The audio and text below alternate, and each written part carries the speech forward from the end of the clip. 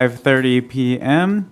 Maya, can you establish a quorum? Yes. Trustee Brown? Here. Trustee Cobos-Smith? Here. Trustee Dr. Lathan? Here. Vice President Rocha? Here. President Hernandez? Here.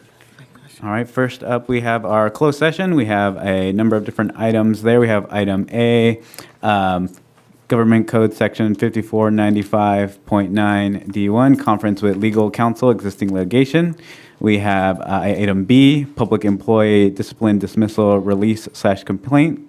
Item C, conference with labor negotiator for the Antioch Education Association. Item D, conference with labor negotiator for the California School Employee Association, Chapter 85. Item E, conference with labor negotiator for the Antioch Management Association.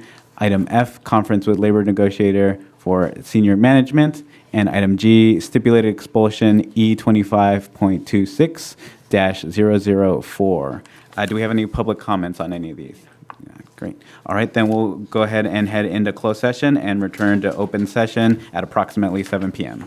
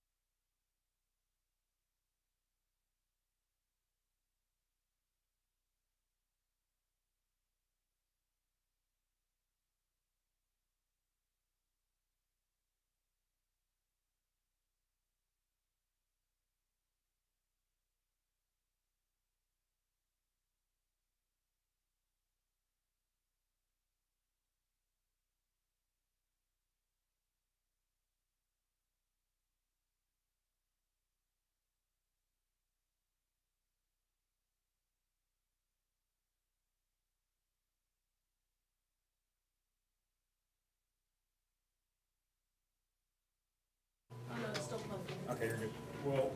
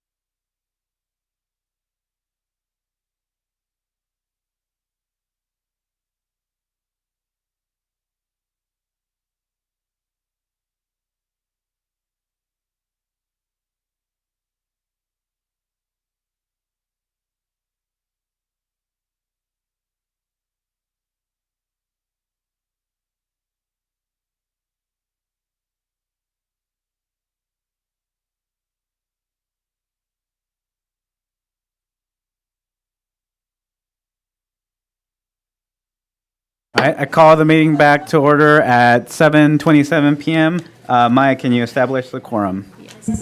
Trustee Brown? Here. Trustee Cobo-Smith? Here. Trustee Dr. Lathan? Here. Vice President Rocha? Here. President Hernandez? Here. I'm going to do student trustee Danny Bookout? Here. Student trustee Kyron Bryant? Here. Trustee Gianna Callwood? Trustee Carolyn Darden? Here. Trustee Kaylani Torres? Great, and I know we have a big crowd here tonight, so I want to make sure that people know that speakers wishing to address the board on items, please make sure that you you request a card with your name and the item number, or if you're speaking on an unagendized item, make sure that you submit and bring that speaker card up here to Maya, who's on my left. And you're welcome to speak and provide comments for up to 3 minutes. Great. So moving on to B, reports from closed session. We do have some items to report. So in closed session, the board took action to approve a settlement agreement between Mr. Kenneth Turnage II and the district and its employees and agents to fully resolve and settle the pending litigation, the administrative matters, and all possible claims they may have against each other in the form of a global release. The board vote was a unanimous board to approve that settlement.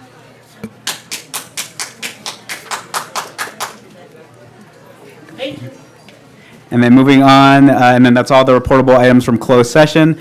Moving on to the flag salute, we have a really great treat today. We have the Deer Valley High School JROTC who will present the colors and lead us in the pledge.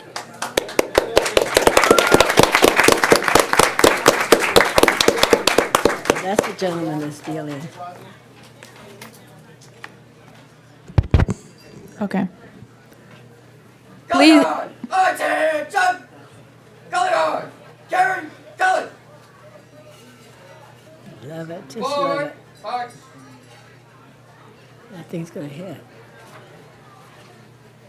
Forward, march on! March! Color guard, march! Halt! Left, face! Halt! Left, face! Present arms! Please stand for the national anthem and the Pledge of Allegiance. Oh, say, can you see by the dawn's early light what so proudly we'd hailed at the twilight's last gleaming, whose broad stripes and bright stars through the perilous fight, oh, the ramparts we'd watched were so gallantly streaming, and the rockets' red glare, the bombs bursting in air, gave proof through the night that our flag was still there. Oh, say, does that star-spangled banner yet wave? Oh, the land of the free and the home of the brave.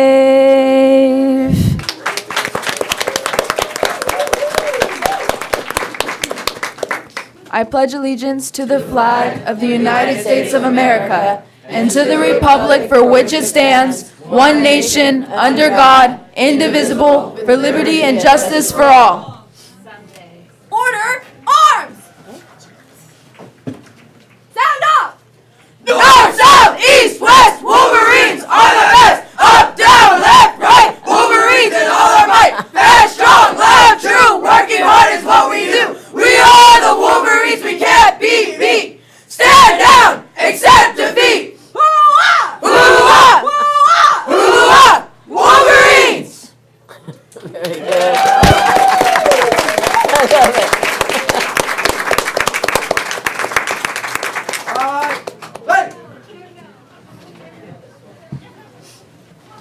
cute. That is something else. All right, face. Forward. March. Thank you so much for the presentation of the flag and the colors.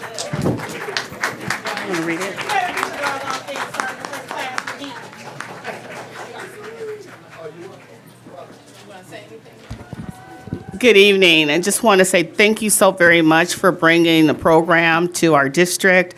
It is such a pleasure for our kids to have the opportunity. And again, just thank you for your service and your commitment to the Antioch Unified School District. Thank you very much.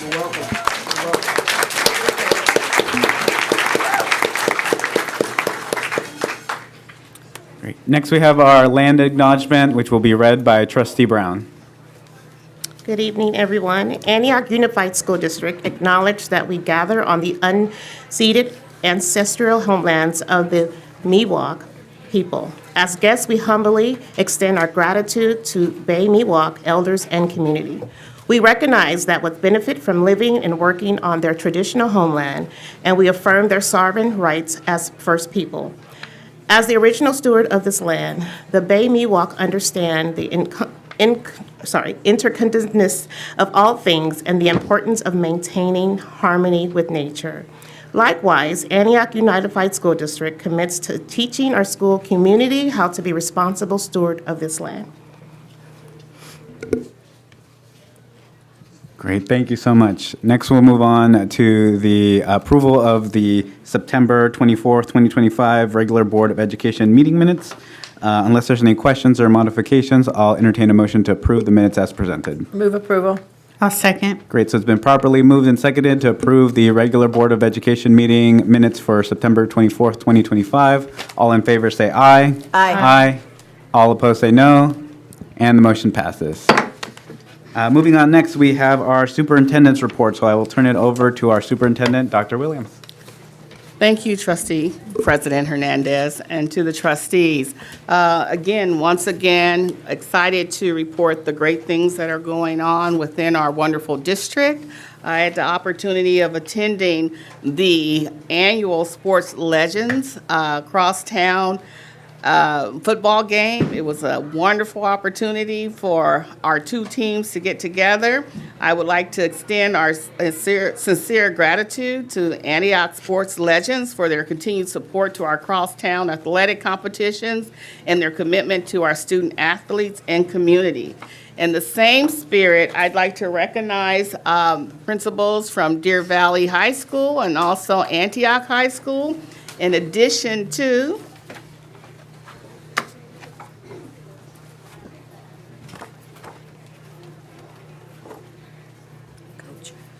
we have our some of our players. I'd like for them to introduce themselves and also their grades and their grade level and ambition.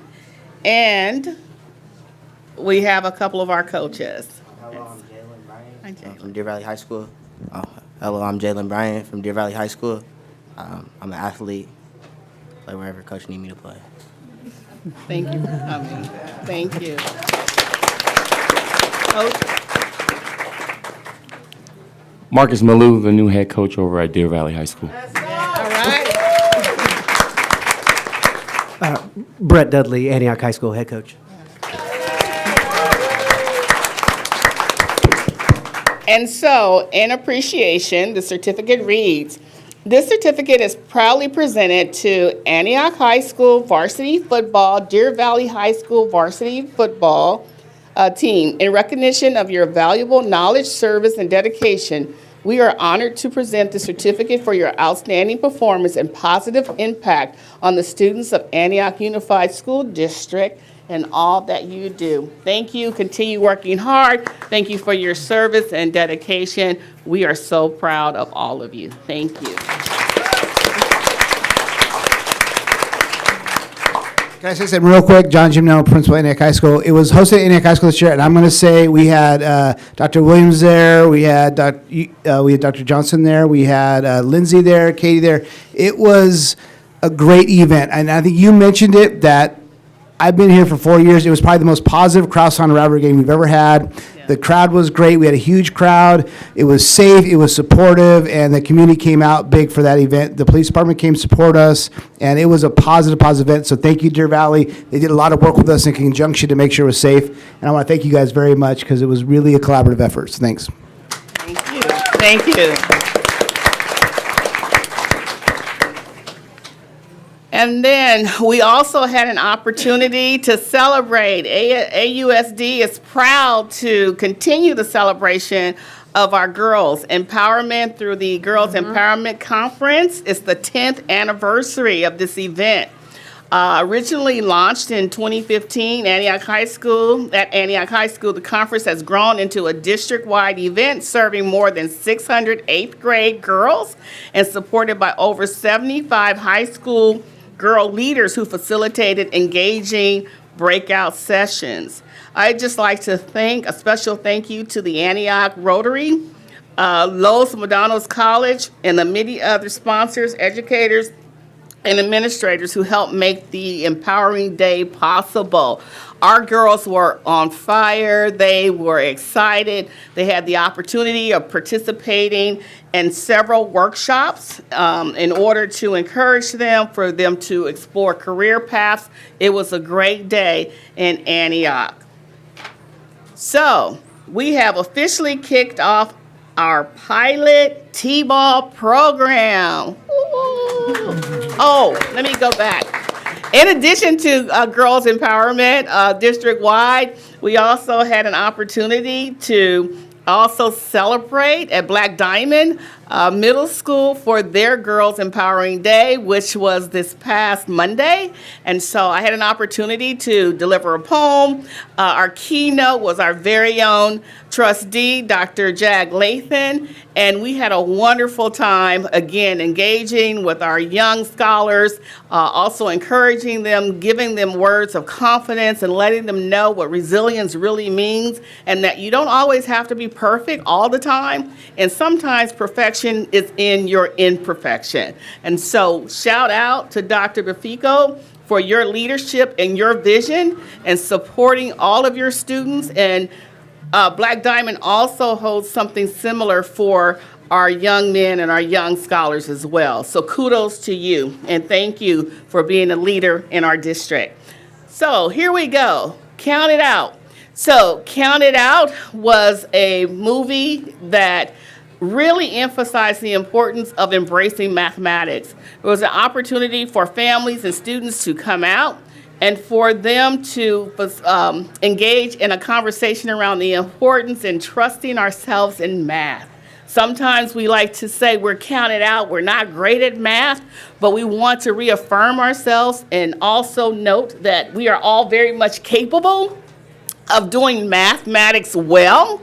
And so this evening was about empowering all of our students to understand that math is not all that confusing.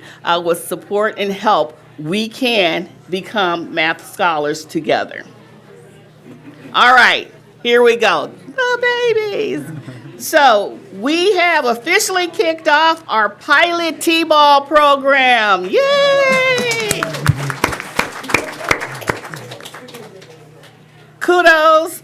We are going to send out to the 120 kindergarten and first grade students who are playing on 12 teams, 6 at Deer Valley High School and 6 at Antioch High School. A huge thank you to our amazing coaches and student interns for making this possible. As many of you know, Antioch lost its Little League program a few years ago, and this initiative is our way of helping bridge the gap and bring the joy of baseball back to our youngest students. Woo! So thank you, Dr. Wisely, thank you, Katie. It was a wonderful time, and if you're interested, every Wednesday, you can catch them out there, I believe, between 4 and 5 o'clock. All right, so we continue. So much going on. We had a staff development meeting, and we were able to bring together 400 secondary educators with a discussion around equitable grading and assessment practices. The professional learning was also directly aligned with the district's ongoing work in developing strong professional PLC communities. Elementary educators also participated in sessions tailored to their site priorities with a focus on effective use of assessments and early literacy. Principals Institute. We were able to hold an all-day, full-day Principal Institute at Antioch High School for a powerful day of learning and focused on equity and student achievement. We opened by framing the district's goals and achievement plan, providing clear and coherence and a unified vision for the work ahead. Principals then engaged in breakout sessions aligned to the 3 board goals, and where they were able to analyze data and develop actionable plans to accelerate progress on key metrics. The renowned author, professor, and educational advocate, as you can see pictured here, Dr. Pedro Noguera delivered an inspiring keynote challenging principals to cultivate positive school climates that prioritize meaningful outcomes for students. His message underscored the pivotal role of leadership in advancing equity and ensuring academic success for all learners. And I'm almost done. All right. And so, negotiations update. As part of the superintendent's update, I'd like to provide where we are in terms of negotiations and to provide the board with some a critical summary. Thank you. So Dr. Johnson. Yes, We're thank you, turning Dr. over to you. Williams. Good evening, President Hernandez and members of the board. Myself and Mia are here to give you a presentation and update regarding negotiations. Next slide. Great, let's hold. As of October 27th, we have had 2 negotiation sessions, October 27th and November 17th.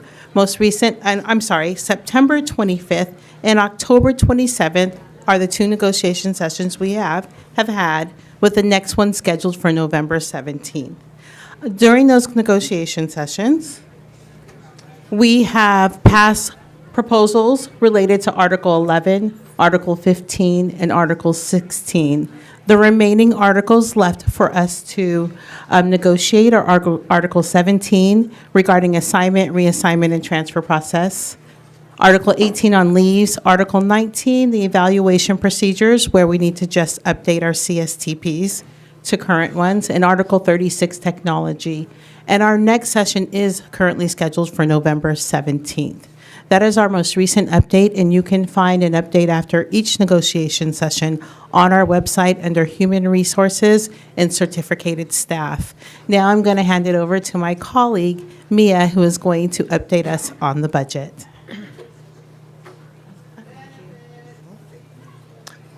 Oh, I'm so sorry. Nope, I still had one more. We also presented a proposal regarding health and welfare benefits along with salary. So for salary, first we offered a one-time 1% payment for our employees. And we also, with the understanding that our district is committed to creating a benefits committee to pursue alternatives to reduce our health benefits costs, we offered continued employer contribution of health benefits at the 26 Kaiser rate for the next 18 months. Now I will hand it over to Mia to go over our budget.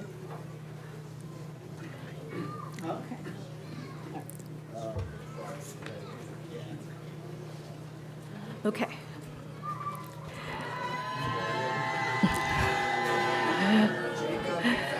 Good evening, Board President Hernandez, Vice President Rocha, board members, and good evening, everyone. First of all, public speaking is not really my strongest skill, but I will do my very best to deliver the budget presentation. So thank you in advance for your patience.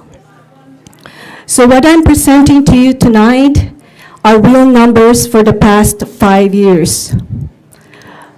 Looking back, moving forward, a 5-year budget journey.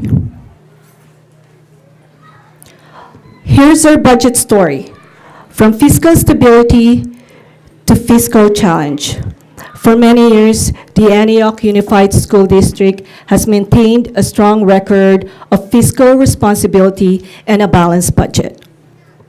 By carefully managing our public funds, we've sustained quality programs, supported staff, and prioritized student success, all while staying within the budget.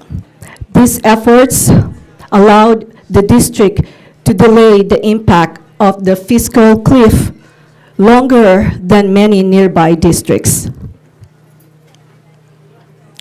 So in the past 5 years, our district received an extra funding from state and federal, like the pandemic relief and the learning recovery grants. And this funding helped us to improve programs and supported students and staff. However, we have to remind ourselves that these fundings are not permanent and that they are one-time funding. Why expenditures increased? The budget, the biggest contributors to this growth include salary increases, expanded employee benefits, rising special education cost, higher utility cost. Over the past 5 years, AUSD has delivered salary increases totaling more than 26%. In 2021, 3%, 21-22, 5% salary increase, 22-23, 10% salary increase, 23-24, 7% salary increase, 24-25, 1.5 salary increase. A total of 26.5% over the past 5 years.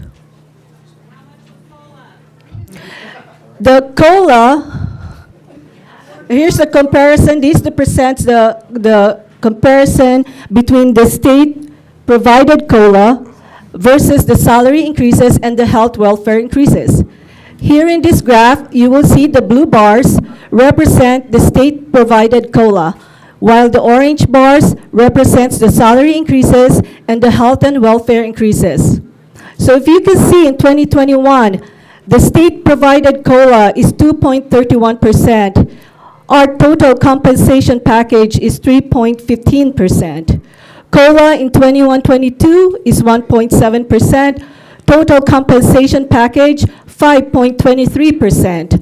22-23, 6.56%. COLA, 11.27% in 22-23 total compensation package.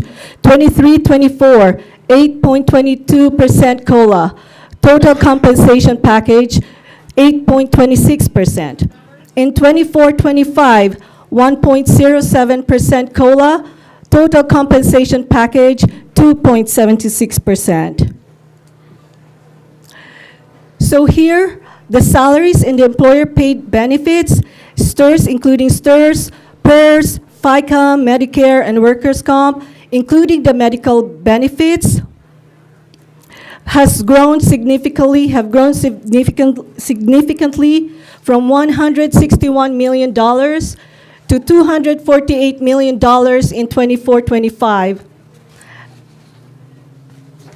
A substantial increase of $86.6 million over the past 5 years. So here's just another vision of it on how you can see it year-over-year change. The overview of this growth, if you add those numbers, it's a cumulative increase which will total to an $86.1 million increase over the past 5 years.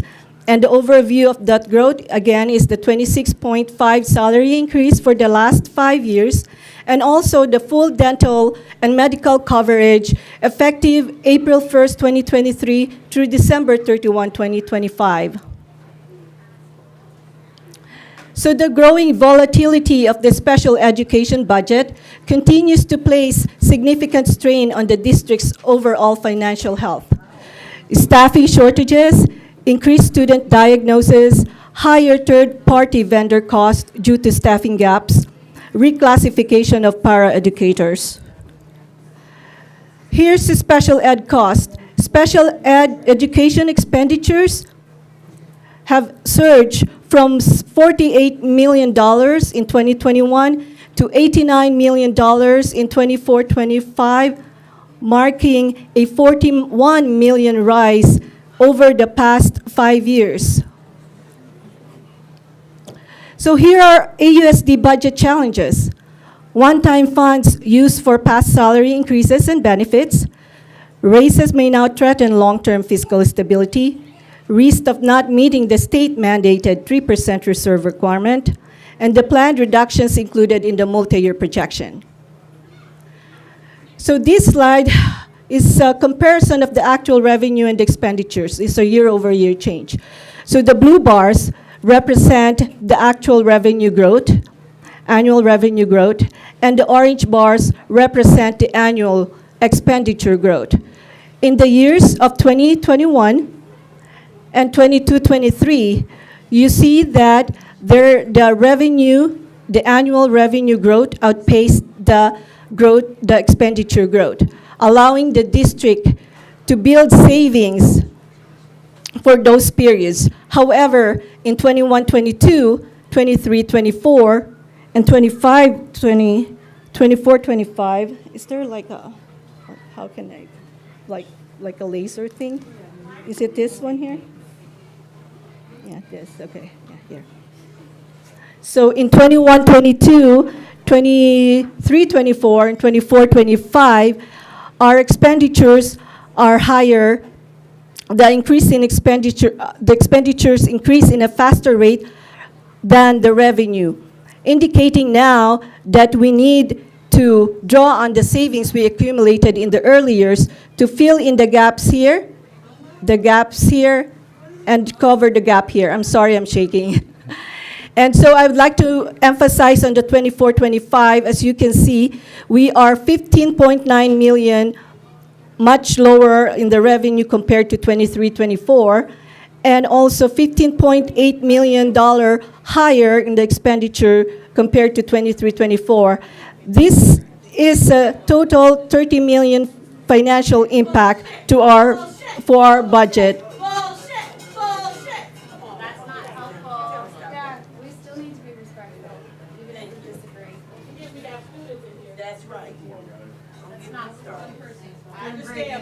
Okay. Thank you. Okay. Sorry. That's okay. Okay.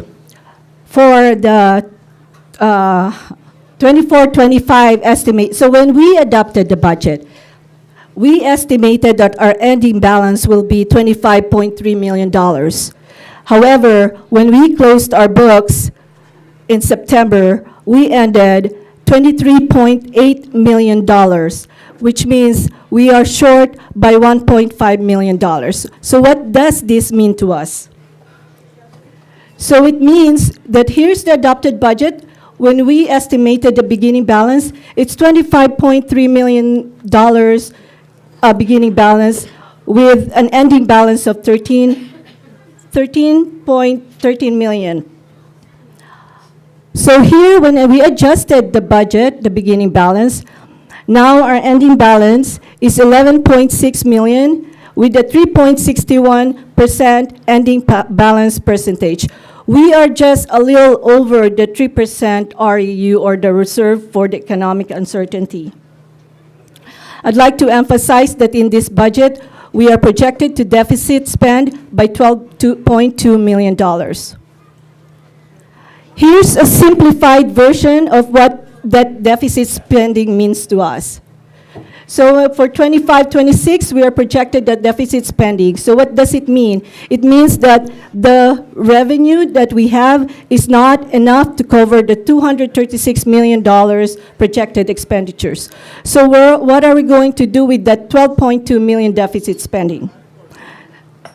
So here's our savings, or our beginning balance. This is a true number here. That $23.8 million is the number when we ended the books last year. That's a real number. So after applying the 12.2 deficit spending into the 23.8 million savings, now our projected ending balance is now down to $11.6 million. which is 9.7 million of that is at the 3% required reserve for economic uncertainty, as you can see from the big jar to the small jar. So here are the key insights and final reflections. Not meeting the critical 3% reserve for solvency and obligation, unpredictability of special education cost, declining fund balance eroding the financial protection established in previous years, the escalating budget reductions over subsequent years, any negotiated increases, particularly those that create ongoing cost, will require deeper reductions in future years to maintain a balanced budget. Any agreements reached between AUSD and the bargaining units are contingent upon final approval from the CCOE prior to authorizing any increases. Due to the district's current financial condition, obtaining budget approval from CCOE may be challenging. Planned cuts are already in motion. Approving negotiated increases without securing funding will necessitate further cuts and deepen financial shortfalls in the coming years. With limited resources, how can we fund negotiated increases while safeguarding the district's financial health? Where do we go from here? Thank you.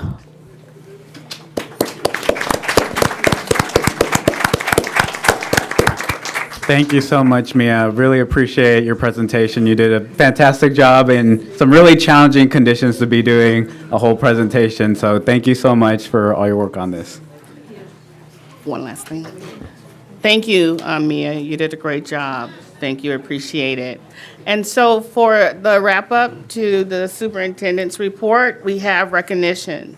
We, as always, thank our volunteers for all the work that you do. I'd like to now bring up Kelly Green. Okay. Kelly Green, thank you. The Senior Program Coordinator of Early College Credit at Los Medanos College has helped Deer Valley High School make significant strides in expanding educational opportunities for students. Her collaboration with the Career and Technical Education, CTE, Director and School Administration has been instrumental in launching dual enrollment programs that promise to enhance college and career readiness for students. Thank you, Kelly. Thanks to you and your dedication and commitment to Antioch Unified School District, Deer Valley students now have access to enriched learning experiences. Your efforts have not only secured the necessary funding, but also facilitated the successful enrollment of 60 students in the Regional Occupational Program, ROP, Auto Shop and Child Development Programs. These dual enrollment programs are a stellar example of how community partnerships can be leveraged to provide valuable educational opportunities. They align perfectly with the goal of offering college and career pathways to the DVHS student body, underscoring the importance of collaboration in educational success. Kelly, it is because of your efforts and your collaboration that you stand as an example of the positive impact of dedication, professionalism in education. By fostering partnerships and creating opportunities, you have helped pave the way for Deer Valley students to achieve many of their academic and career aspirations. Thank you so very kindly.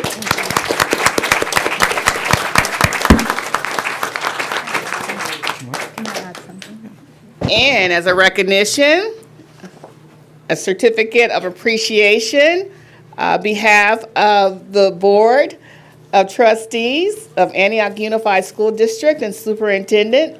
This certificate is proudly presented to Kelly Green in recognition of your valuable knowledge, service, and dedication. We are honored to present this certificate for your outstanding performance and positive impact on the students of Antioch Unified School District. Thank you.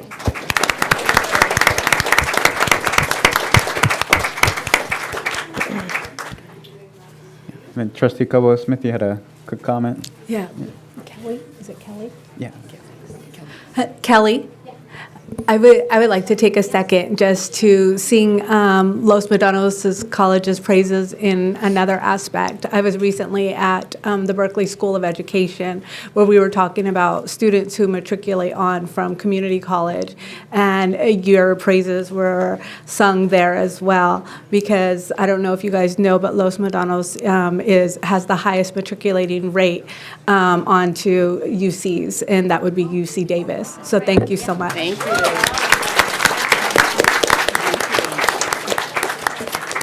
And we continue to honor those that support us and our students and our mission and our goals. Adrian Hull and Mark Hull, please come forward.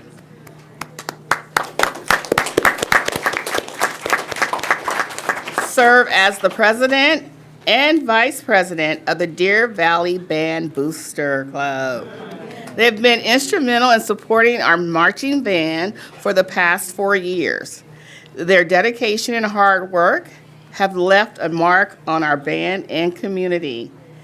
Adrian and Mark, you have gone above and beyond in providing logistical support for various band events and football games on your own time. Their efforts, your efforts, have ensured that every student event runs smoothly and efficiently. You have also spearheaded numerous fundraising initiatives, successfully securing the necessary funds to enhance the band's resources. Notably, you have acquired a five-wheel trailer, enabling the band to attend events more comfortably and with ease.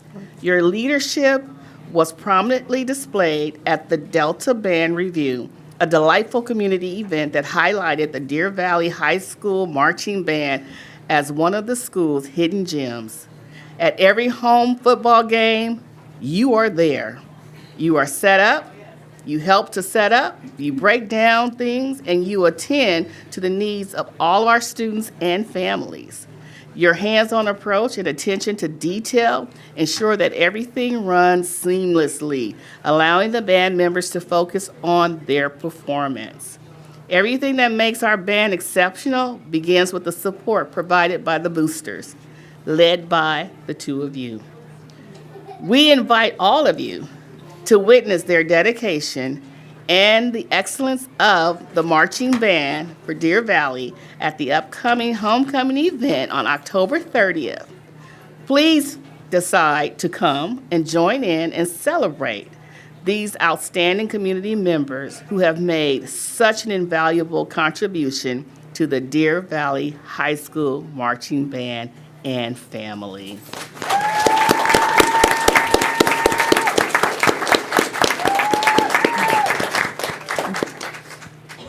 We love our volunteers, especially our parents. Okay, certificate of appreciation once again to the Hulls. The certificate is proudly presented to the two of you in recognition of your valuable knowledge, service, and dedication.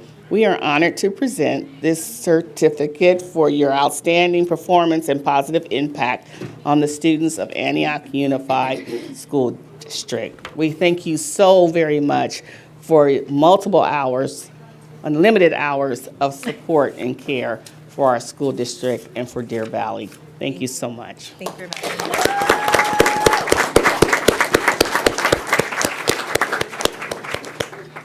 What's that? We couldn't do it without the other parents that help us out too, Yes. that spend a bunch of their time together Definitely. with us. Thank you. Also, I'm a product of the Antioch Unified School District, 1997 Antioch High School graduate. So keep music in schools.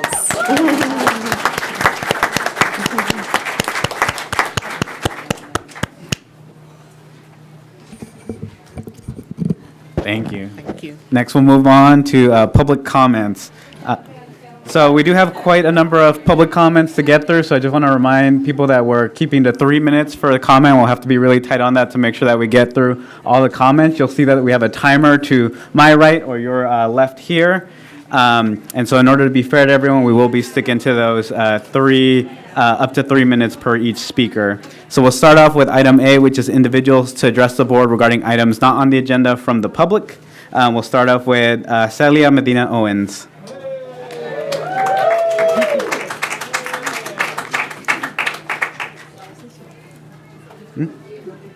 I think it's mine. Hi, everyone. Good afternoon. I'm Celia Medina Owens. Two of my children, one currently at Antioch High, so go Panthers. I know we're in the divided space. And then my son, who's 25, he also graduated from Antioch High. I'm here today as a parent. I've been in Antioch since 2005, so 20 years. I'm a longtime advocate for our educators. I'm very disheartened to hear that we have not settled their contract, especially because the demographics in Antioch have drastically changed. The hardships on our educators have increased a lot. And I know, Antonio, you're an alumni, so you know that the demographics have changed. I want to give you a little information. The cost of living adjustment is ongoing funds that doesn't come out of the pocket. So please don't include the cost of living adjustment when you're showing your graphs, because that's the money that's already given to the state. And we know that here in the Contra Costa, the cost of living has really increased. I also want to point out that in Pittsburgh, we have fully paid benefits. When I say fully paid, we don't pay anything for one person, two people, a family. We don't pay dental, vision, medical. What that has done for Pittsburgh is, if you have read the newspaper last week, our scores went up. State Superintendent Thurman came and congratulated us personally. What that does for a district is we retain and attract the best educators. In Antioch, you all had over 100 openings over the summer. In Pittsburgh, we had 48, and guess how many we filled? 48. So please, do the right thing for our students. If we're talking about equity and making sure that our students get the best, we need the best educators. We need to attract and retain the best educators. Do better than 1%. And give them their fully paid medical insurance. That's what they deserve. With my 30 seconds left, I want to remind you all that we are a community here in Antioch. We expect the best for our students, and we can't expect the best for our students if we give crumbs to our educators.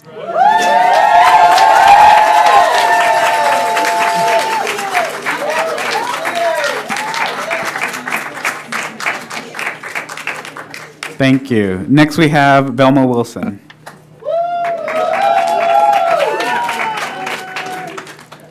I'm still standing better than I ever did. I'm looking like a cool survivor.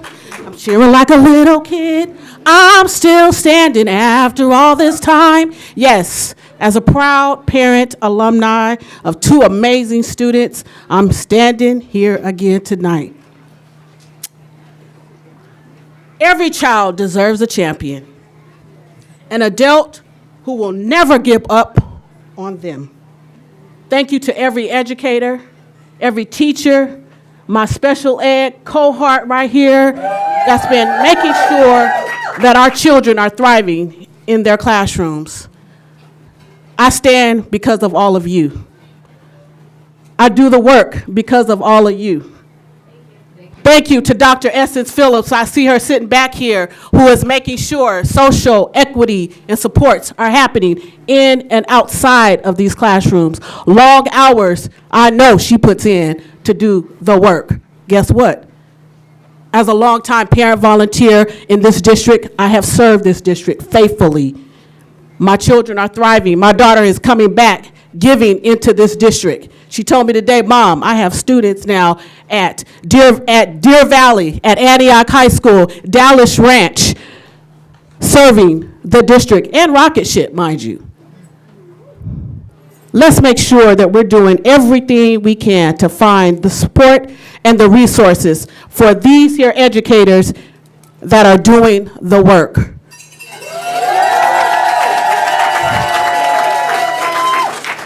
I stand here grieved because I stand here and I purposely wore this t-shirt on a program that I started and I launched in this district. It's called Our Girls Rock. Kudos to the Antioch Rotary for realizing that we needed to do something and address girls' empowerment. Kudos to Antioch Unified and to Antioch Rotary for realizing we needed to support our African American males with the King's Conference. I have did this work with our girls outside of that girls empowerment. We didn't just have that one day and that was it. We did follow-up, continued follow-up, because I volunteered with a very small contract with this district. It hurts my heart. I have students to this day still calling and texting, parents and families still calling and texting about where's Our Girls Rock? Where's Miss Velma? Guess what? I'm still standing. I just took 30 of our students from Deer Valley High School to the Warriors game, changed their lives when they got a chance to high five and stand with the team on the center of the court, standing during the anthem, when some of you adults in this room didn't want to see it happen. Thank you so much. Next, we have Christina Pedraza.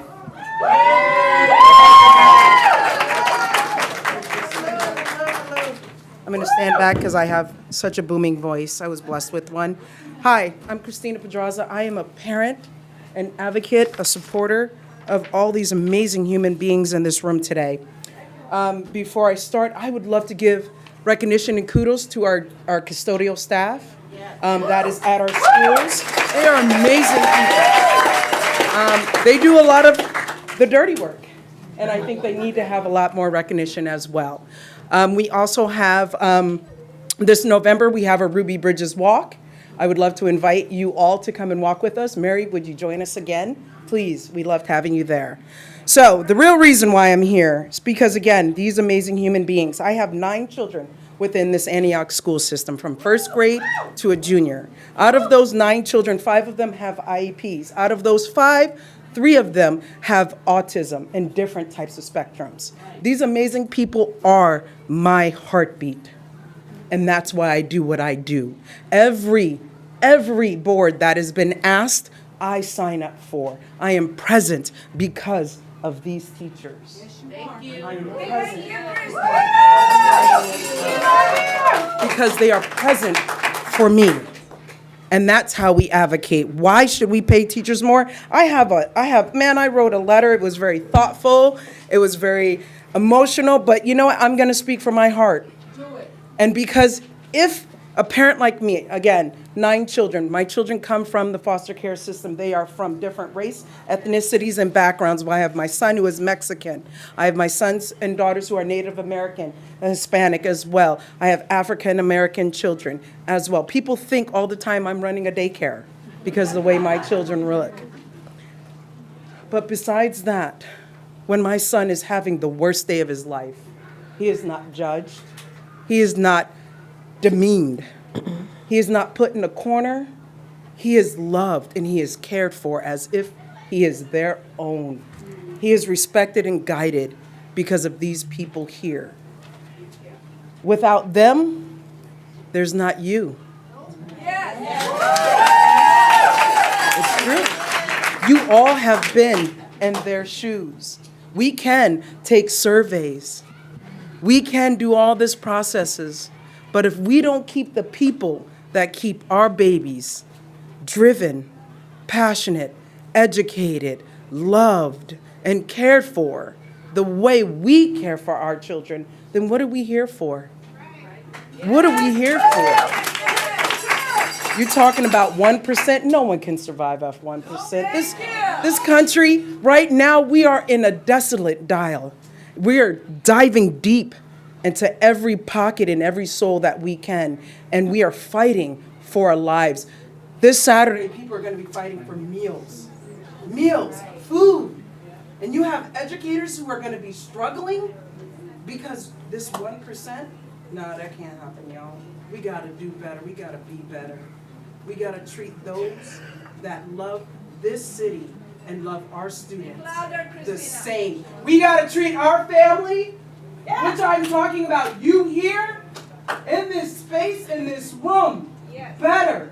Because you deserve better. Because what you give to our families, what you give to our children, I support you. I will stand with you, and if we are on that street, I'll be just as loud screaming with you.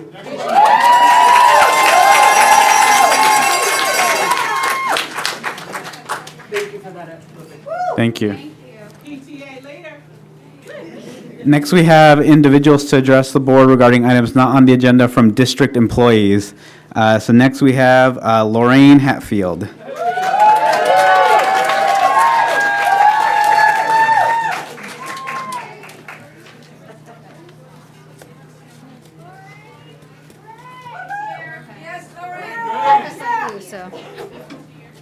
Okay.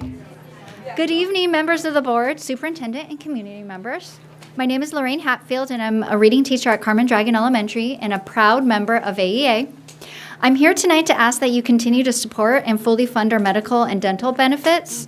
For many of us, these benefits are what make it possible for our families to live and work in the area. If we were to lose fully paid medical and dental benefits, it would have a serious financial impact on not just my family, but many others. Without that support, I would have to make some very difficult decisions in my family.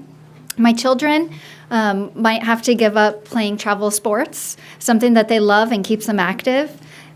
We might have issues covering some of our basic needs like groceries, our mortgage, or even our car payment, and that would be a struggle to afford. I might even have to find a part-time job on top of all the other stipend jobs that I do to help provide for my family to pay for extra things. And if I'm working another job, that's less time that not only do I have with my family, but to give to my students, the very people that I'm here to serve. Fully paid medical benefits help our district attract and retain highly qualified educators and staff. Without these benefits, we risk losing incredible teachers and staff to neighboring districts like Mount Diablo and Pittsburgh, districts that recognize the importance of investing in their people. When we invest in our teachers and staff, we're investing in our students and in the future of our community. Fully paid benefits send a clear message that this district values the people who make learning possible every single day. I urge you to continue to prioritize and protect fully paid medical and dental benefits for all of us. This isn't just about fairness, it's about sustaining the people who sustain our schools. Thank you. Thank you.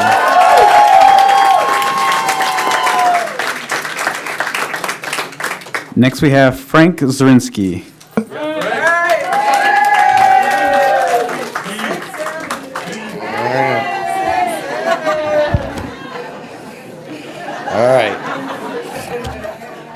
All right, can you?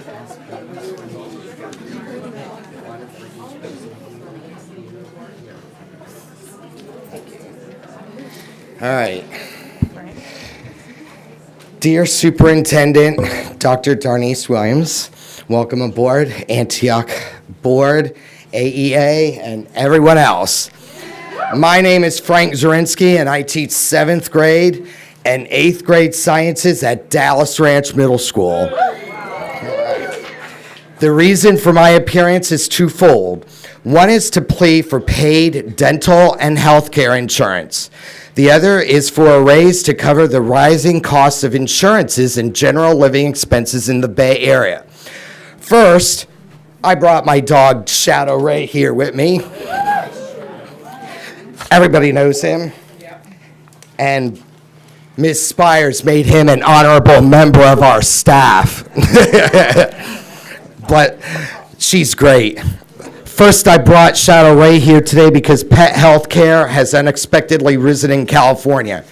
Previously, I paid $71.53 a month for his health care. Now, starting in September, I'm paying $168.39 a month. So that more than doubled. Even if we get a 1% raise, that would not take care of the raise due to other payroll taxes. Let's turn to fire insurance. Safeco's leaving condo insurance market, so then I'll not have fire insurance starting next June 2026 at the condo in Walnut Creek. California's last resort property insurer is seeking a 36% pay raise. This is just the tip of the iceberg, with car insurance rates rising rapidly as well. My next topic is about how important our teeth are because of a possibility of not having dental coverage. So I got you an article According to Science Alert, tooth loss has been connected to mortality. Among older adults, the risk of all-cause mortality significantly increased with a more rapid progression of tooth loss, regardless of baseline tooth count, write the researchers in their published paper this year. It goes on to say that health issues leading to tooth loss may also be shortening your life.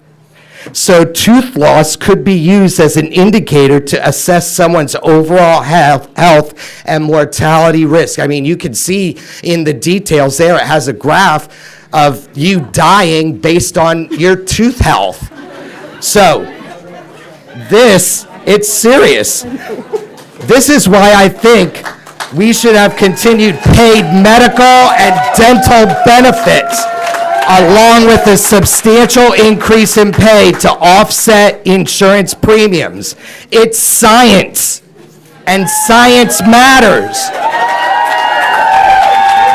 The amount of money coming in needs to offset the cost of living, especially in this area of California. Thank you so much. I'm sorry, Doug.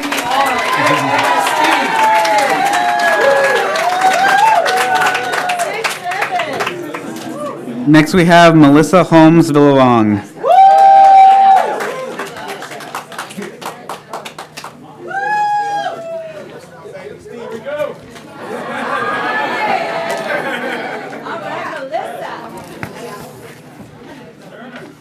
Thank you, everybody.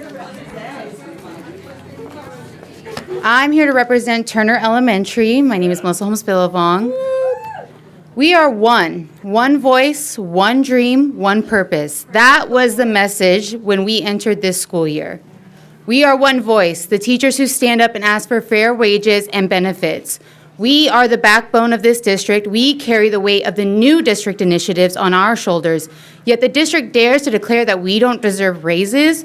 We don't deserve fair, fully paid dental as we grind our teeth to nothing, trying to grin and bear the impossible task of educating students today. We don't deserve medical benefits even as we absorb the stress and behaviors and aggression that come with our classrooms every day. Tell us, why would we continue to work in Antioch when neighboring districts like Pittsburgh and Mount Diablo offers raises and fully paid medical benefits and dental? We share one dream, educators who envision a district that gives back to them as much as we are expected to devote to it. We dream of the day that we don't have to go home after a long day of teaching, therapy, assessments, grading, and everything in between, only to open our email to yet another disappointing proposal from the district. Each day, we are asked to do the impossible without the basic decency of being shown that we are truly seen, appreciated, and valued. We have one purpose: to retain quality educators and prevent burnout. It is exhausting to be here late into the night, pleading to be recognized as professionals and not babysitters, only to return the next morning to devote our hearts and energies once again to our students. But tonight, AEA is that one voice, one dream, one purpose. And it is disheartening and frankly embarrassing that we are the only one living out that very message the district claims to stand for. The district's proposal was insulting. So see us now, hear us now, or be prepared to face the inevitable: empty classrooms and open positions. Thank you.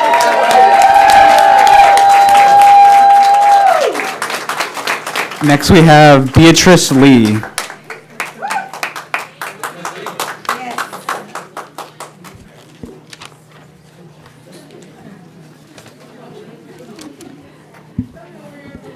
Good evening, member of the board and superintendent and everybody else present with us tonight. My name is Beatrice Lee, and I'm the only mild to severe SDC SPED teacher at Black Diamond Middle School, as well as a mentor for incoming SPED teacher going through their credential program. I'm teaching some of the most cognitively delayed and behaviorally challenged students enrolled in Antioch Public Schools. It is my second year teaching here in Antioch, but I've worked in education for 16 years, 4 years as a paraprofessional and 12 years as a teacher. My classroom currently has 14 students for 9 staff, including myself. And this number alone should tell you the level of need. For example, 5 of my students are still in diaper, 1 is tube-fed and using a wheelchair, 3 are nonverbal, 3 use echolalic speech, and 3 have severe articulation impediment. Every day, my staff is on high alert to manage volatile situation, emotional outbursts. We are at risk for physical injury, non-compliant students throwing themselves on the ground, kicking, punching, pushing, or tripping style, flying objects thrown at us, or material being torn and destroyed, and finally elopement on and off campus. I cannot honestly recall the number of times I was actually able to take my prep instead of rushing to manage student behavior. So initially, my comment tonight was going to be focused on the need to decrease classroom size for SPED. So imagine my surprise when I read that our district's new offer might lead to adding extra students. I am both appalled and flabbergasted by this lack of foresight. The district has been facing a shortage of credentialed SPED teachers for years, and even offering sign-on bonuses for anyone remotely qualified. And now their solution to this problem is to further extend the caseload to the existing one. Furthermore, the district is not offering any salary increase, dropping the dental benefit and not matching the health benefit premium. And all of this is supposed to help recruit new qualified and support staff. Finally, and on a more personal level, teaching is my second career. I was a farmer for more than 20 years, until 2018 when the financial crisis happened. Our family lost both our business, our home within a few years. I have children, 3 of them now still living with me, 4 of them attending college. In 2020, I became the sole provider when my husband got a COVID-induced stroke and became visually impaired. So I take my job at heart and I'm passionate about advocating for my students. However, I cannot work with peace of mind when I worry about how long I'll be able to manage the stress if classroom increases, or if I have to spend more on my single income to pay health and dental benefit premium. Since the reason I applied to NEOC last year were the salary and full benefit coverage, I can honestly say that I will be the first one to jump ship and go look elsewhere if the district offers. Thank you.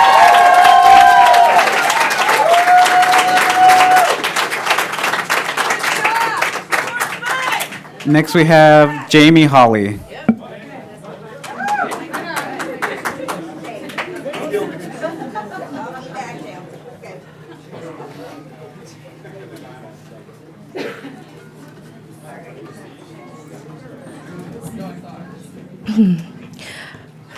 Okay, good evening, board members, superintendent, and community.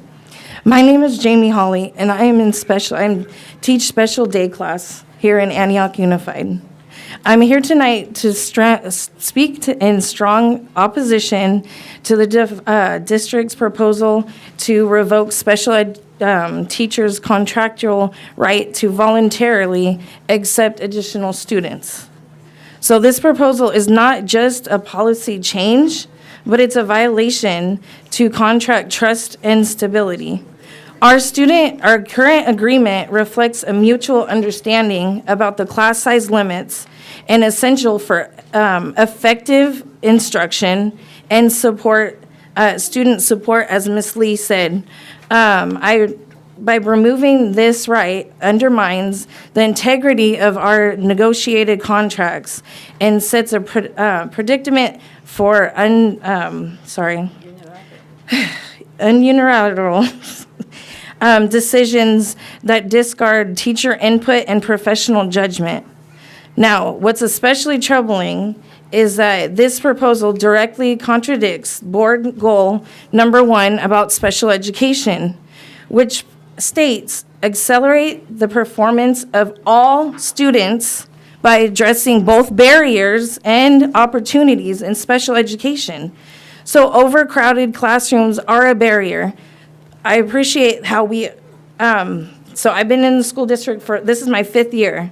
My first year, I had 24 students in one classroom.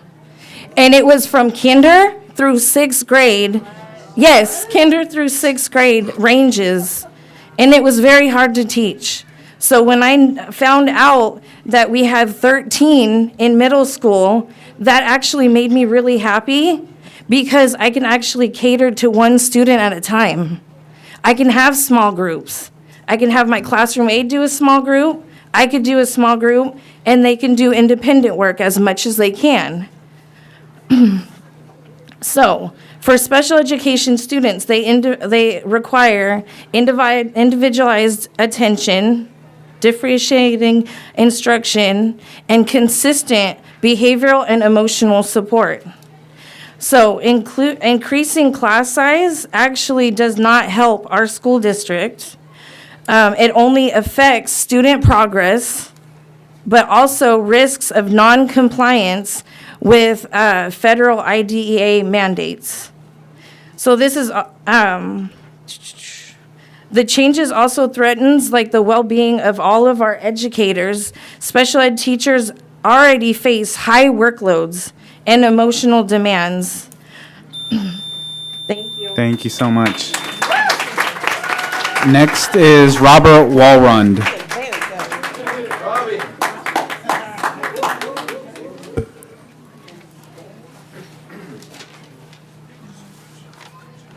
Good evening. I am Robert Walrund, longtime teacher, first-time speaker from Bidwell. I'm here regarding the negotiations with the district. In the years I've been in the district since the last century, I've never seen a proposal from the district that actually takes away benefits, in this case, dental. In fact, when I started in the district, Antioch was known for its benefits. Just this year, the district recruited new teachers with the fact of having fully paid Kaiser. With health benefits set to expire and proposed cuts to dental, this is quite a bait and switch to new employees.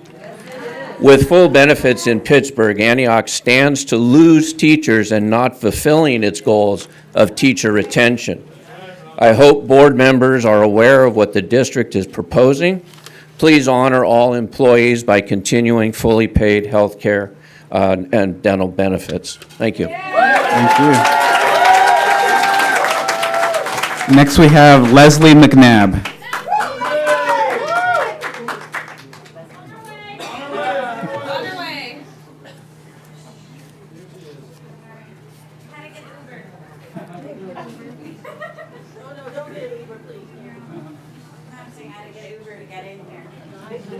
Hi, I'm here for your comedic relief.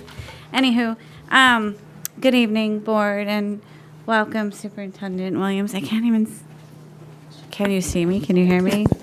I am on my tippy toes, but I'm just like a little excited, happy to be here. I'm really proud to be in this district, and I'm grateful every day. Grateful for my third graders at Lone Tree.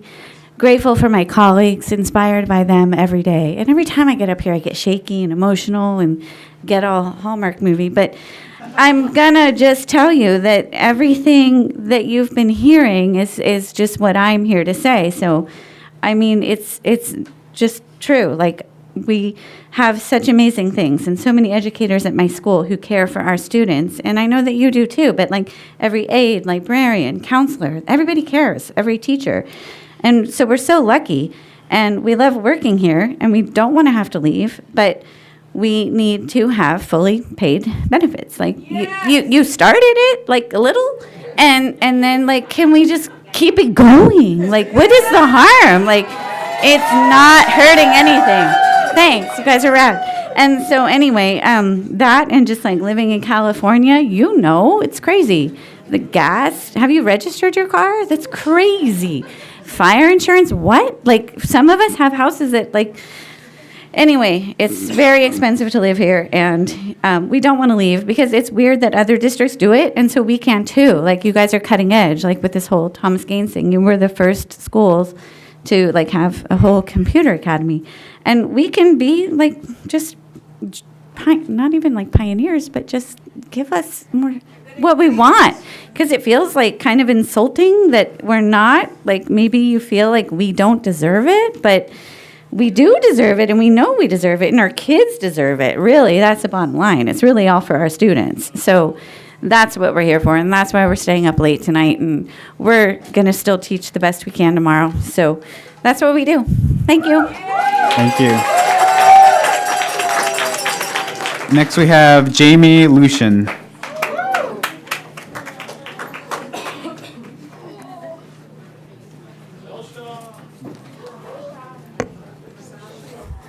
Hello and good evening. Before I started, I wanted to address Mia. You did an excellent job. It's never fun talking about numbers and budget, so thank you. As announced, my name is Jamie Lucian. I am a first grade teacher at Belshaw. This is only my 4th year teaching. I love my job. I love teaching 6-year-olds to read. I am very good at teaching 6-year-olds to read.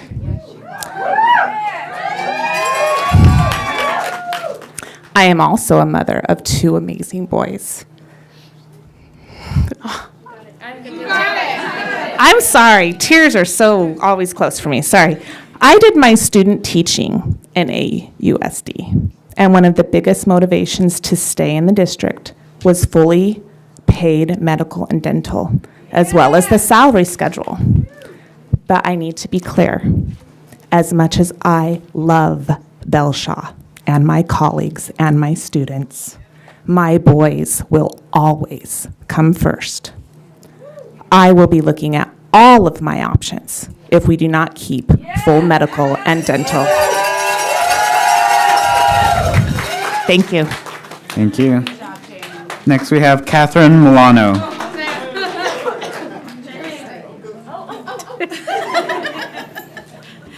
Good evening, members of the board, Superintendent Williams. My name is Catherine Milano, and I am a K-2 special education teacher with students with moderate severe special needs at Belshaw Elementary. Thank you for what you do. I love what I do. Thank you. I want to speak tonight about the district proposed policy that would remove a teacher's ability,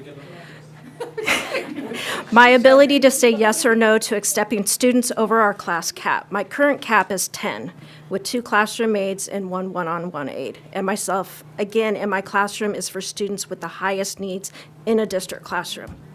This year, I've already agreed to take on 2 additional students, not for the small stipend that's offered, but because I believed I could still meet their needs. On the first day, I was headbutted in the face, and one of my staff was punched in the face.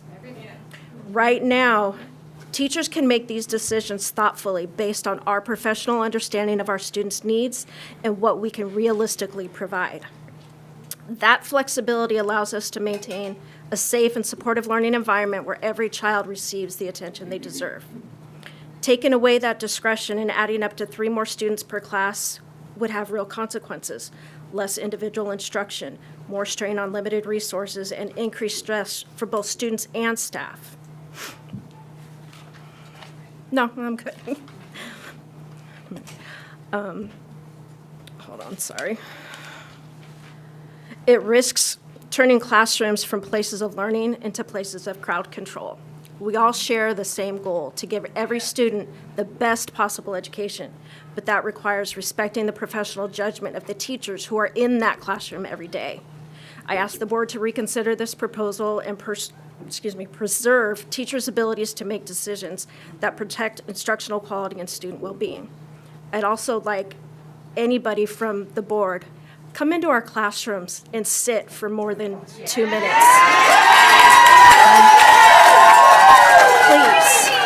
Please, it's an open door. Yeah. I do every day. Yeah. Thank you to my Belshaw staff that has helped chase some of those kids. Again, thank you. Thank you. Next, we have Shelley Underwood. Good evening. I am a second-generation Antioch Panther. My family has been in this community since the 1940s. I have watched Antioch change, and I love the changes that I have seen.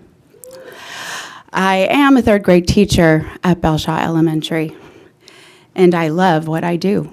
I love my little students. My little Harper spoke at one of the meetings, and I couldn't have been prouder, as if he were my own son. I was so excited. Anyway, I can't read without these glasses. When we received our fully paid benefits back in 2024, I remember feeling a huge, huge sense of financial relief. I'm a single mom, and I have two amazing daughters who are also products of the Antioch school system. They went to school, my oldest went to school with Mrs. Rocha's granddaughters and middle school and graduated with underneath your son. My other daughter graduated through Dozier Libby Medical High School, 4.3 GPA, and that is due to the teaching in this school district. I am proud of the teachers in this school district. Now, $350 is a grocery bill. That is literally taking food from my children's mouths. I am at the top of the pay scale, and I have a master's stipend. Okay, that's not bragging on myself, but if I'm up here, what about the new teachers? What about the Jamie Lucians? What about the other new teachers who I don't know and haven't had the pleasure of meeting, who are covering their children? You are taking food from their mouths. Every single profession starts with an educator. Every profession, every career, every job starts with a teacher. Please, all we're asking is give us our COLA. Give us what we deserve. We're not asking to be millionaires. We just want to be able to get by. We just want to get by. I've already paid $300 in my classroom for the kids in my classroom. What other profession is required or is expected to put their own hard-earned money, and I work hard. I work very hard.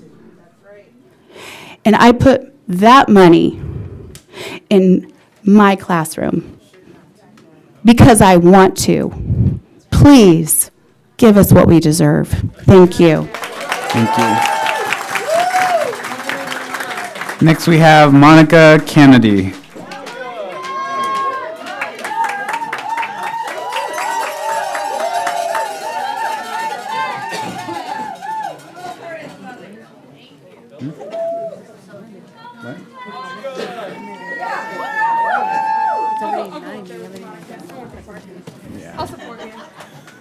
Good evening, board members. Nice to see you again. Welcome, Superintendent Williams. My name is Monica Kennedy.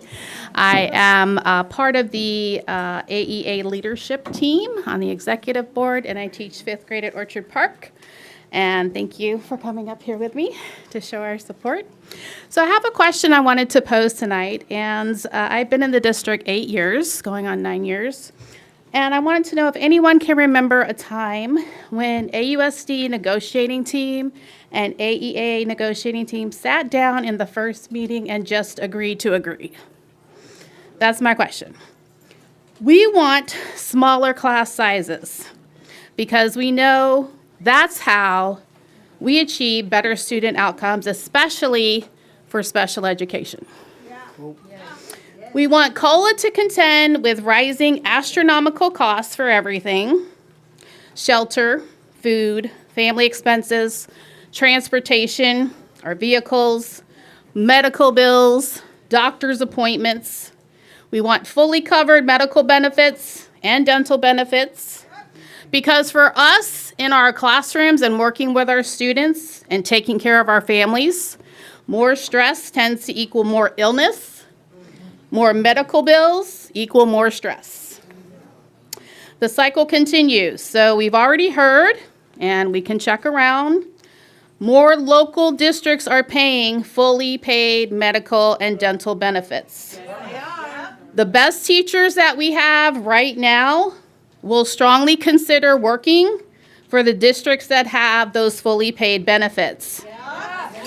So while negotiations are happening, please be fair, considerate, and respectful of the request on the table sooner rather than later. Because my next question was, has anyone considered how an exodus of experienced teachers will cripple AUSD? And I'd like to bring to light that our AEA president, Bob Carson,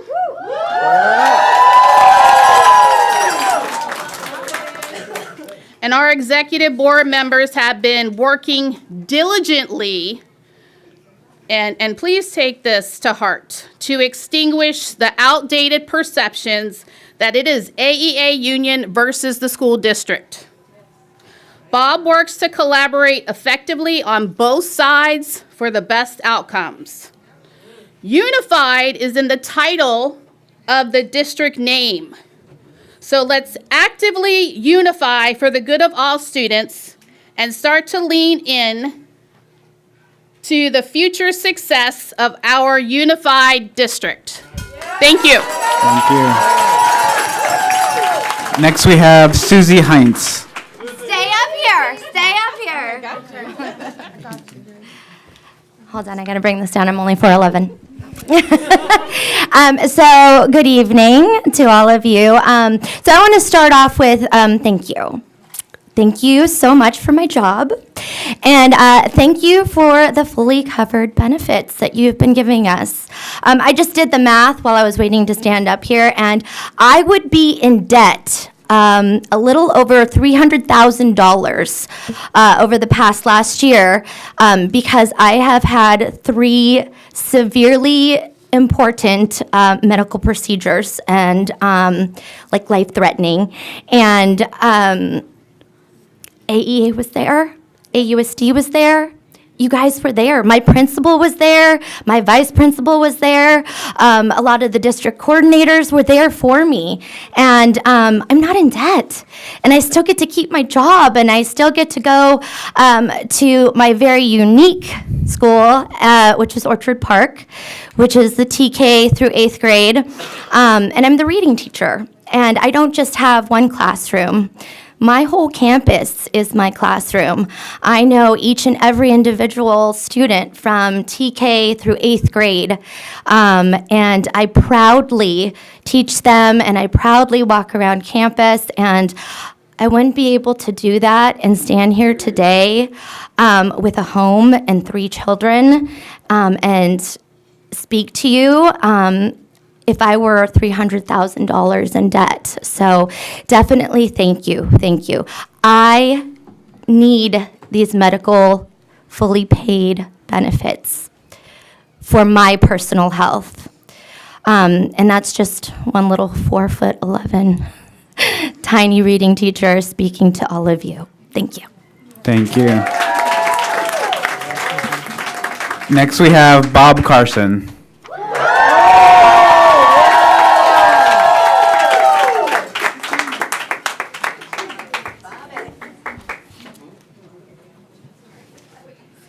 Glasses. Good evening, board members, Superintendent Dr. Williams. I'm Bob Carson, and I'm the proud president of the Antioch Education Association. And I am honored to be here tonight with my union brothers and sisters.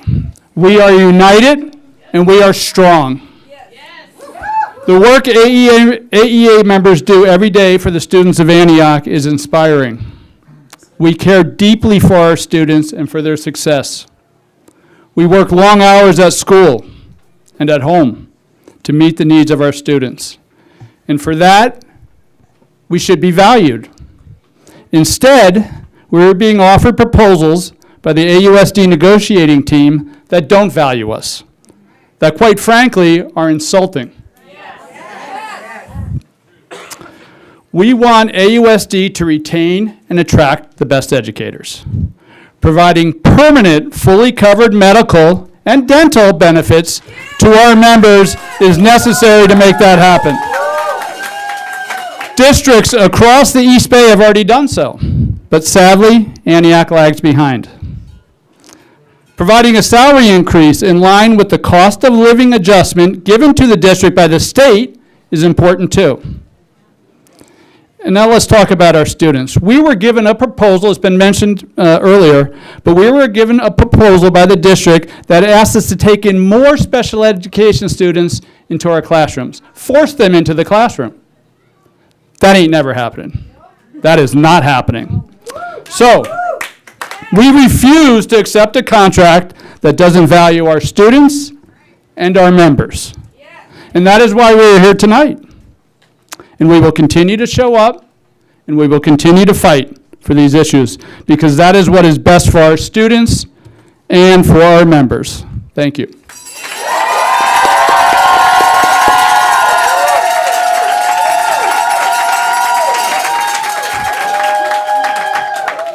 Give these to the board members. These are signed petitions from sites across Antioch asking for your support with the permanent, fully paid medical benefits. Thank you. Next, we have Mary McHugh.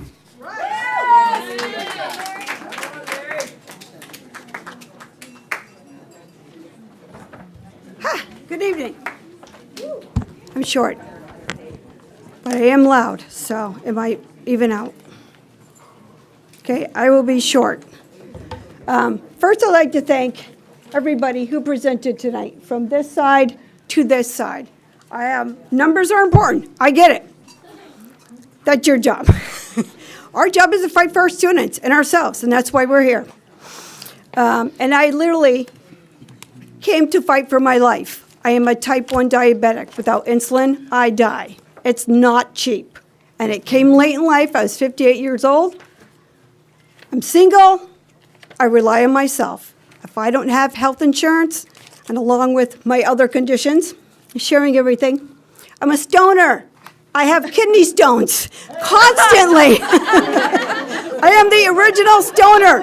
I've had 7 kidney stone procedures. With Kaiser, it's $15. It's an issue, especially with the type 1, because kidneys, you know.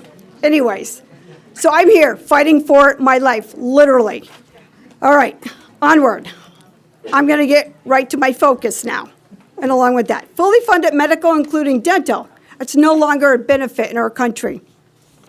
Our country is in crisis mode, and we must continue to offer an inclusive health care package that attracts, maintains, and meets the level of respect that matches our expertise, passion, and commitment. I'm in my 29th year of education. Yes! I know, I look good, but trust me, it's taking a toll. We either build our future generations or we build prisons. That's right. Yes. Only one is an investment and not a failure. That's right. That's right. We are here in this room for children, and the choice can only be to do whatever it takes.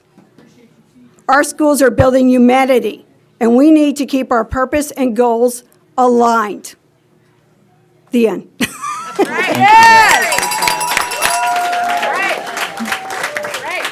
Next, we have Michaela Jacobucci.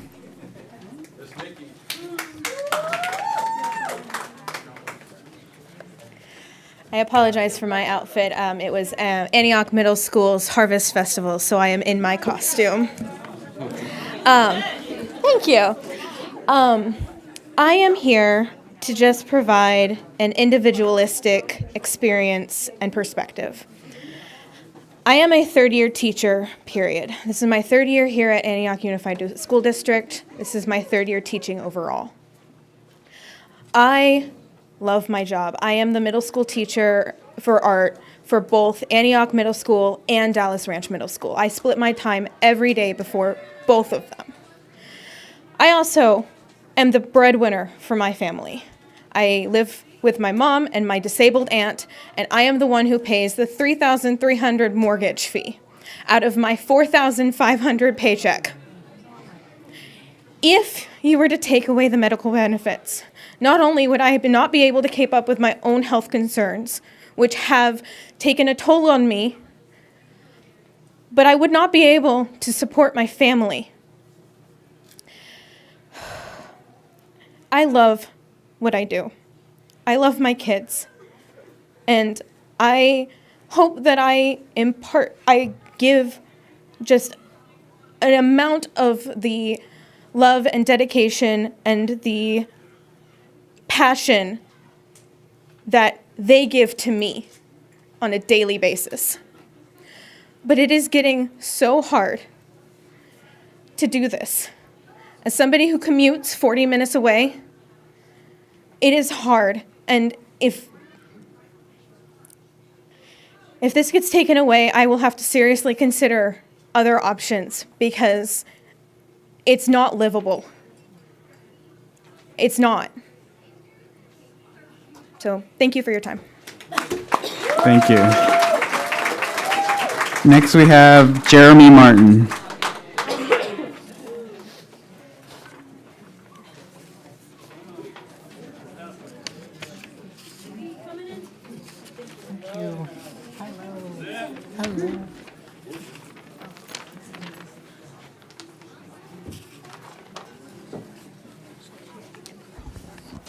Good evening, Board, Superintendent, Associate Superintendent of Human Resources, and distinguished guests.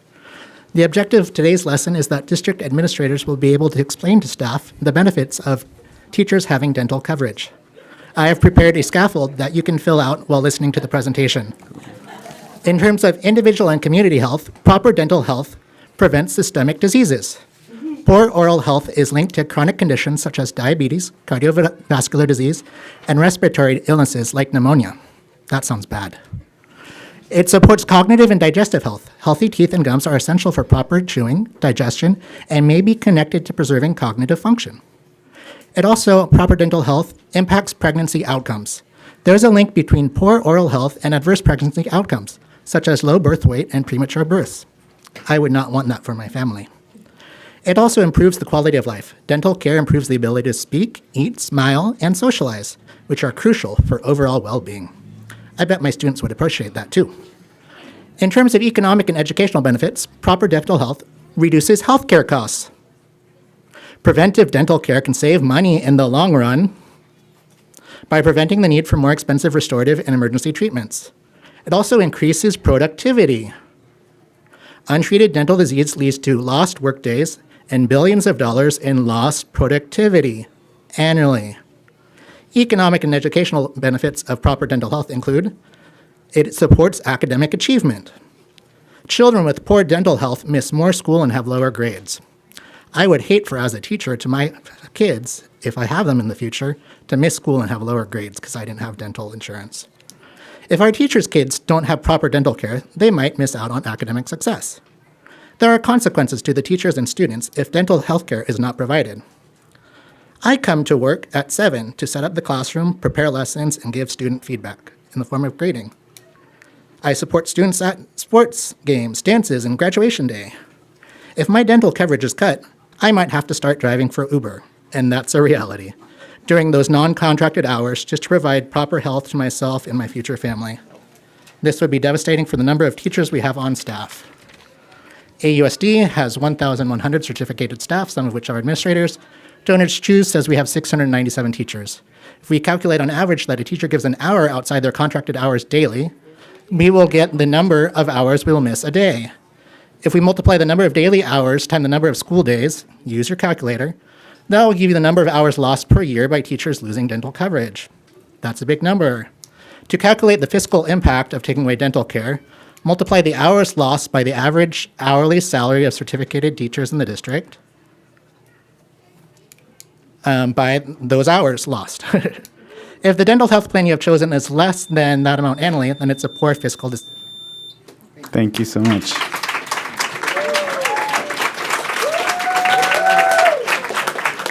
Next, we have Austin Sheffield.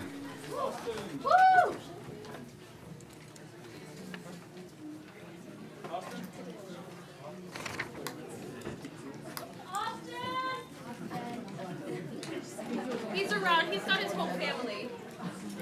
Okay, we can go to the next one and come back if, once he gets around. Next, we'll have Susan McPhail.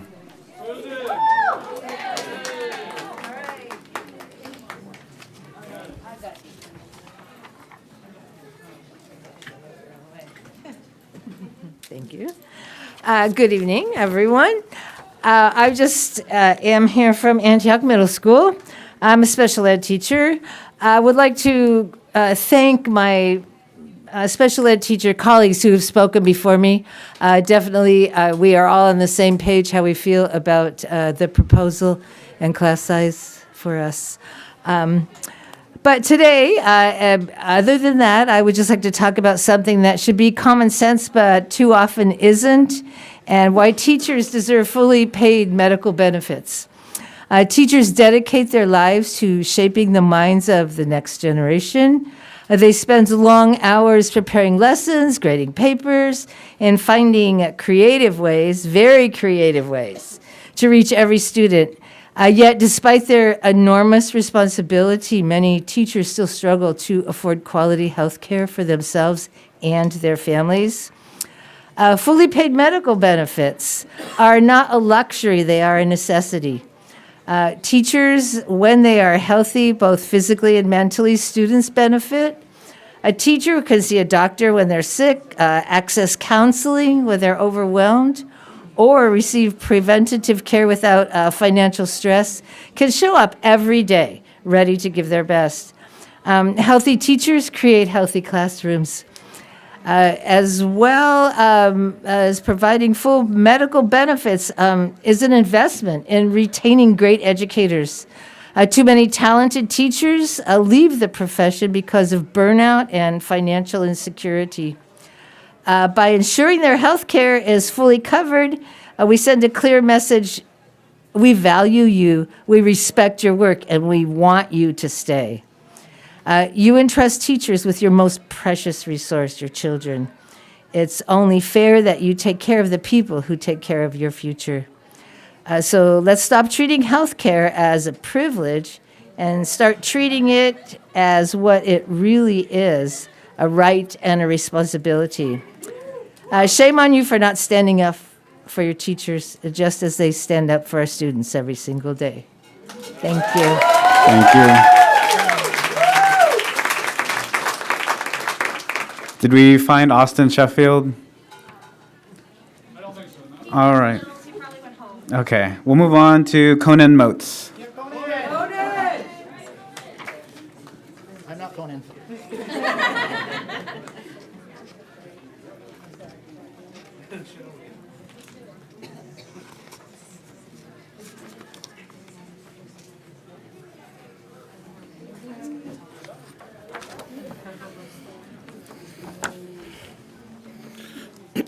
All right, I got a crew with me, so check it out. Good evening, board members and superintendent. Superintendent seems to be, well, she's missing out on this. I have deja vu, that strange feeling that I've been somewhere before. The December 14th, 2023, I was standing here talking to 60% of you.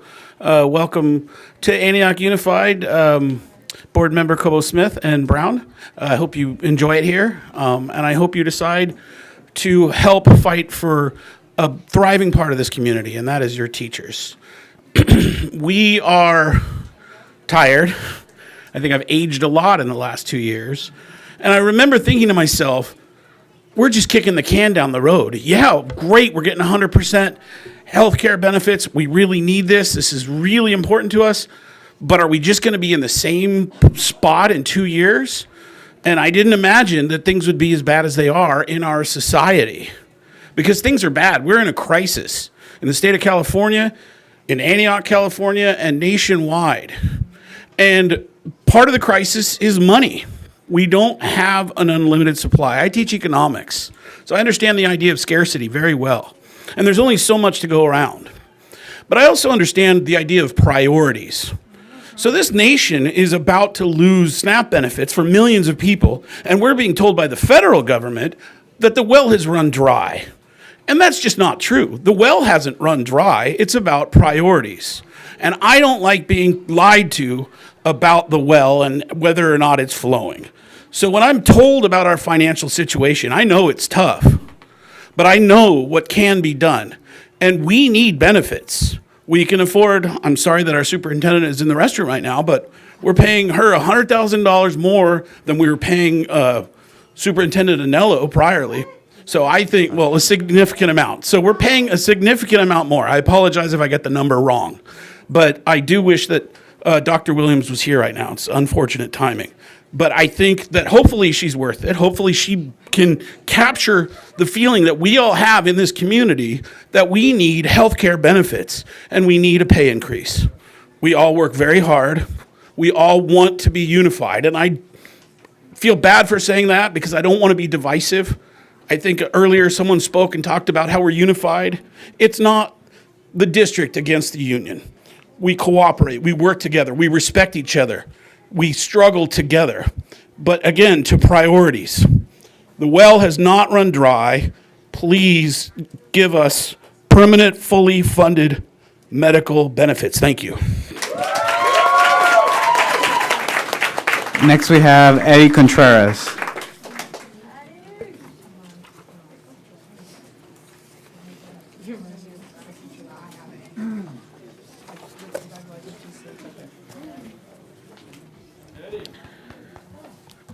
My name is Eduardo Contreras.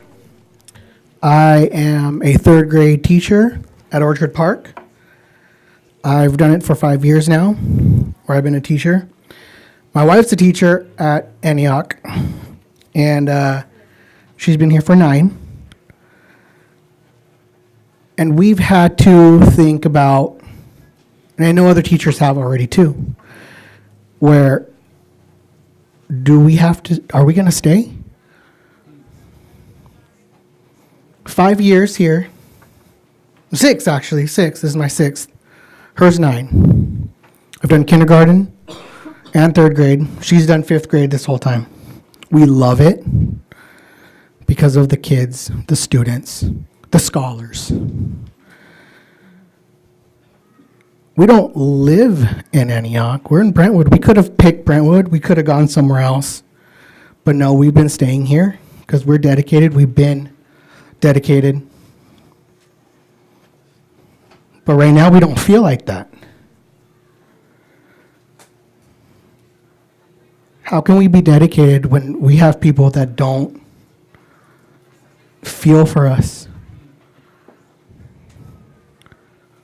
Who, I don't know if they think that it's a joke. Because what's written sure seems like it, what you guys have proposed.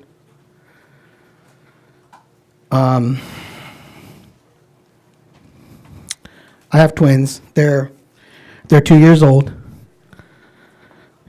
One has braces, and we have to pay for those. We go and have those covered. And as he grows, they would charge us for them. And every time he grows, we would have to get them $1,000 a piece. It's plastic, yet I can't make it. The doctors can. And we will have to be doing that every time.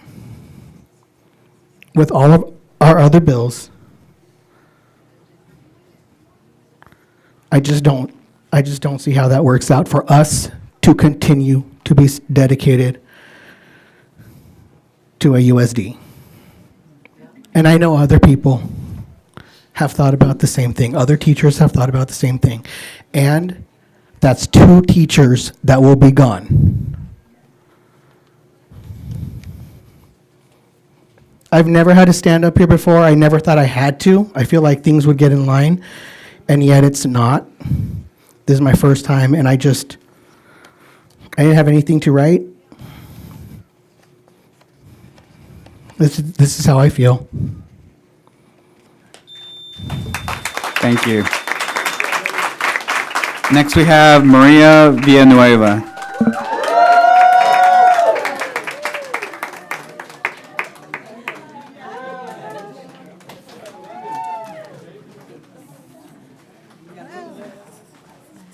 Good evening, everyone. Thank you so much. Is that it? Okay. Good evening, fellow educators, Board of Trustees, and Superintendent Williams. My name is Maria Villanueva. I am a proud sixth grade educator and member of the Antioch Education Association. I became a teacher almost 11 years ago after I made the choice to go back to school to get a teacher's credential because I felt like I could make a positive impact in the lives of kids. I've worked in banks, cemeteries, offices, and sales, everything. No previously held job of mine has mattered to me more than the one I currently hold. I love what I do, and I wholeheartedly believe that cheesy saying that says, what I love the most about my classroom is who I share it with. I love what I do. I just wish that the pay and benefits matched the ever-growing list of duties, responsibilities, and the hazards of living in modern-day America, where one day we're heroes and the next day we are the cause of all evil. In spite of all that, I chose this career path. It would be nice, though, if we didn't have to fight tooth and nail every single year just to get a decent pay increase and medical benefits. This isn't something that I ever had to worry about when I was working in the private sector. As much as I love what I do, love doesn't pay bills. According to a survey by the NORC, a nonpartisan research organization at the University of Chicago, the cause for the current teacher shortage we are experiencing is due to low pay, lack of resources, and a stressful work environment. There was a mass exodus from teaching after the pandemic hit, when behaviors in the classroom became quite literally too much to handle.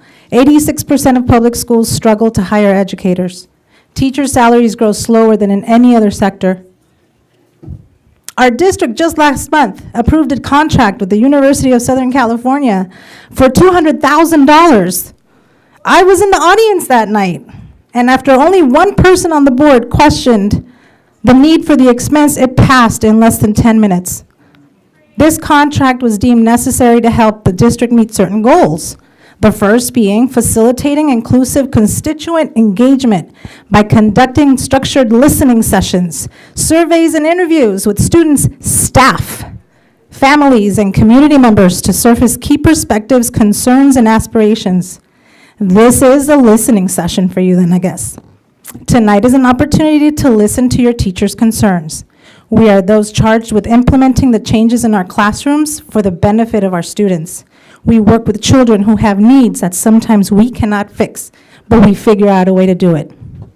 If you want to attract and retain educators, you need to be willing to show some love. Just like you, we need to be able to live. Thank you so much. Thank you. Next we have Ilya Varnaya.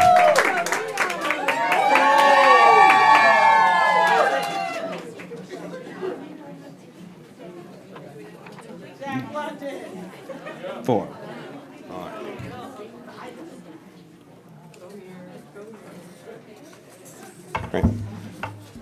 Good evening. My name is Ilya Varnayev. I teach computer prep at elementary, but my roots are in kindergarten, so today I'm going to speak to you from that perspective. In the last couple of years, elementary teachers have been asked to do more and more by the district. To give you an idea, here is a partial list. K2 teachers have been asked to adopt 3 reading curriculum supplements, UFly, Secret Stories, and Haggerty, along with one-on-one assessments, the reading difficulty screener, and literacy tasks. All these things take time out of our day. Some may grumble, but as professionals, we work hard to implement all of these new programs with fidelity because we understand how they benefit our students. Now, these asks from the district have all been in good faith. Teachers and district leadership, we share the same vision, a bright future for our students. Now, contrast this with the way the district approaches medical benefits. In the past 2 years, teachers won full medical coverage. Now, you're saying, great news, right? But here's the truth. As someone mentioned before me, we had to fight tooth and nail for it. The district opposed the union at every step. When everything was said and done, though, they turned around and proudly began advertising it as a key perk in job postings. Yeah. So I'm going to read from a job listing for a first-grade teacher position. I might add this was posted a week ago to the day. Yeah. So, quote, fully paid health care coverage, including dental, vision, and Kaiser Family Medical Plan, end quote. So, yeah. The part they forgot to include, these benefits come with an expiration date. So, yep, every January, we have to push the district to make good on this commitment.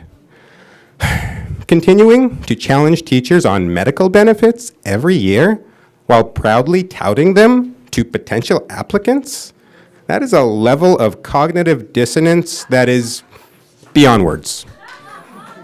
However, one thing it definitely is not is good faith. I ask the district this. Please pick a position. Do we have fully paid medical benefits or not?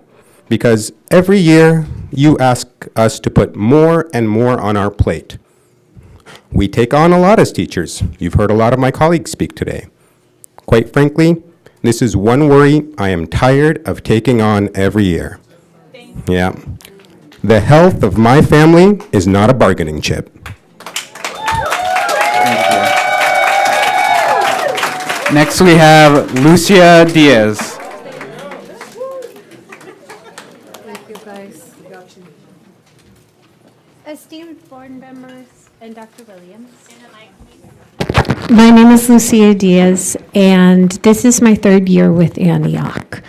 I was previously teaching in the credential program at Holy Names University, and when we closed down, I remembered hearing that Antioch was a great place to be because it was a hidden gem of a district, and it offered fully paid medical benefits.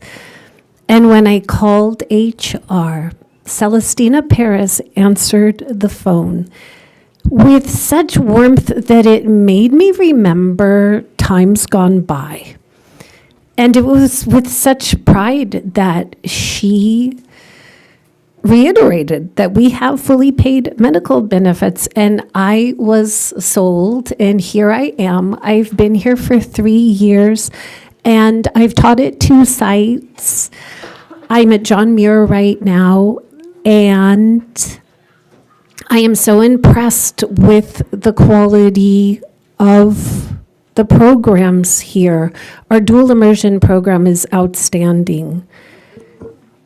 And the quality of the people working here is really outstanding. But if you cut our benefits, highly qualified people will leave. And the highly qualified people that stay behind, they are going to feel very angry and very betrayed. And angry educators make angry students that will require more and more academic and behavioral interventions. So be careful when you're cutting, because you might end up with an ER bill that you can't afford. From the vantage point of a second grade teacher, I can see cuts that are of a less traumatic nature. I see online programs that are overlapping in their functions, and I have interacted with consultants that aren't really doing anything that can't be done by the people that we already have here.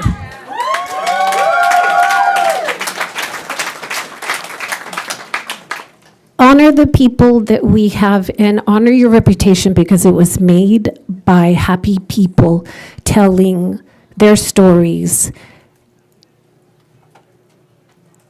If you have any questions and you would like.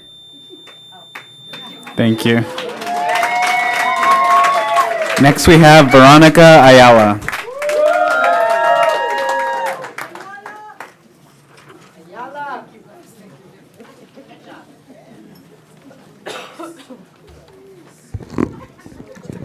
Good evening, members of the board, superintendent, community representatives. My name is Veronica Ayala. I'm an 8th grade math teacher at Park Middle. Just to reiterate how hard I work, I'm actually teaching 3 levels of math: accelerated 7th grade, algebra 1, and a math 8 class. So it is a lot of work to have to put time and effort into developing that stuff. So I am one of those that does work hard. 2 years ago, I stood at this very podium addressing my need for fully funded medical benefits. 2 years ago, AEA and AUSD mutually agreed that health benefits, that includes medical, dental, and vision, would be fully funded for 2 years, and for that, I am grateful. Now, it's time to make those health benefits fully funded and permanent. Fully funded medical benefits are not simply a form of compensation, they are a statement of value. They ensure our teachers can care for their physical and mental health, manage the demands of the classroom, and remain focused on student learning rather than personal financial stress. When teachers are healthy and supported, classrooms are stronger, student achievement improves, and our district retains experienced, dedicated professionals. It is both a moral and practical investment in our future of our schools. By guaranteeing comprehensive medical coverage, this board can affirm its commitment to attracting and retaining the best educators, and to building a district where every teacher feels valued and protected. Thank you for allowing me the opportunity to speak tonight, and I thank you for your time and for your continued commitment to supporting those who shape the minds of our students. Thank you. Next, we have Peter Dragula.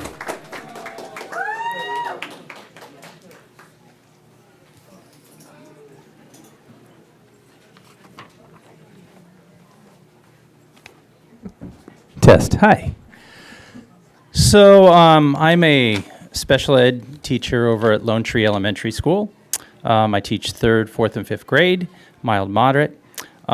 Before I read my prepared speech, I just want to, after listening to everybody, and especially I think your CFO, your Chief Financial Officer, I have a question. So if there are so many openings that have been in the district, you haven't spent that money, which legally we have to have as a district. Where's all that money? So if there's 100 openings and an average of $30,000, that's over $3 million.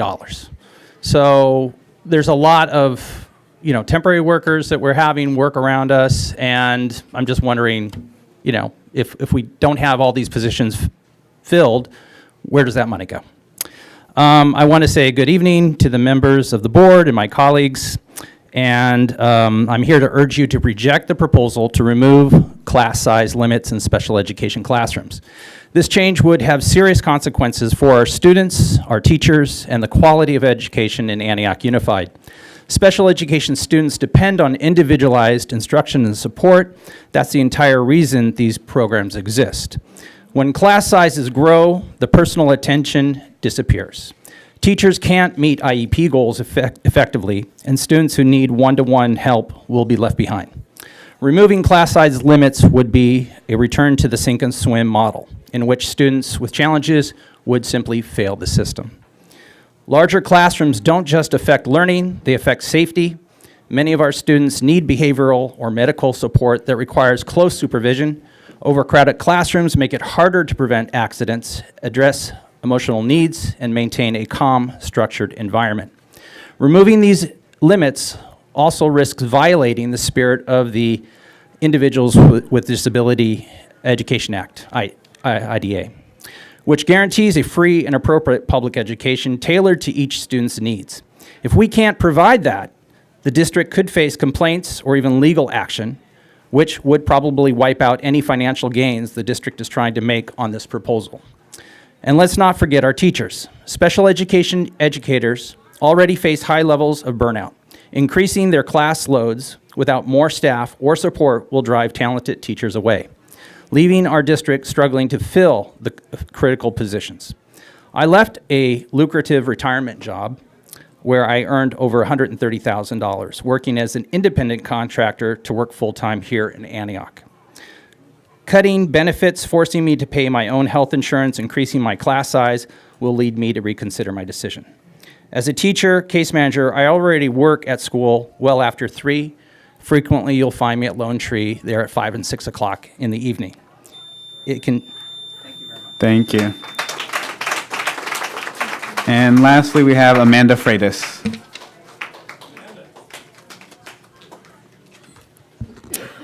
Good evening. I'll be honest, I wasn't going to speak under this agenda item today, but the beginning of this board meeting really got me fired up, which in all honesty is not hard to do. I've been teaching at Fremont for the last 14 years, and for at least the last 10 years, I have been at board meetings advocating for my students, most recently for my own children who are now attending Antioch Unified School District. But I'm finding it harder to come to board meetings to advocate for my students because we don't start on time. I cannot remember the last board meeting I came to where we started at 7 o'clock. Frequently, it's 20 minutes past, and with 2 young kids that I take care of by myself at night, it is hard to be here at 9:30 at night. I also thought it was very sneaky that you put a budget update in the superintendent's report. Because she also has some things that were going to be under the superintendent's report, and that is not one of them. That was very sneaky, given the latest update that we had and knowing that we were showing up tonight. You said in the report that the increased spending for SPED and increased diagnosis is putting a strain on our budget. If we didn't overcrowd our classrooms, if we gave more support in the general education classes, we would not have as many students in SPED or with these diagnoses. We would be able to serve them. I've had students who, if I had extra support for them in my class, would not need to be in a special day class today. But I don't get that support. You shove as many students as you can in my class, 24, and I have many students in my class with special needs. And I'll be coming up to talk to them during that report later. Talking about unfilled positions. I don't understand how we're going to make cuts in the district if we can't even fill the positions we currently have. We've had 2 openings at Fremont Elementary since the beginning of the school year. Second, third grade combo class and our DI first grade class. It has been very, very difficult at Fremont for us to fill our DI classes. Last year, I will say, is the very first year we had a teacher in every single position. How are we going to get people to come over here, qualified teachers, to teach DI if they can go to Pittsburgh, who has a DI program, and they have fully paid benefits in dental and vision? Right? They don't want to come here. We've had many students who have left the DI program this year because we can't get a qualified teacher in that program. And how unfortunate is that? I myself didn't put my children in the DI program because we can't retain teachers. We need to make it so that teachers want to come to our district, stay in our district, so that we don't have these issues. Thank you. Thank you.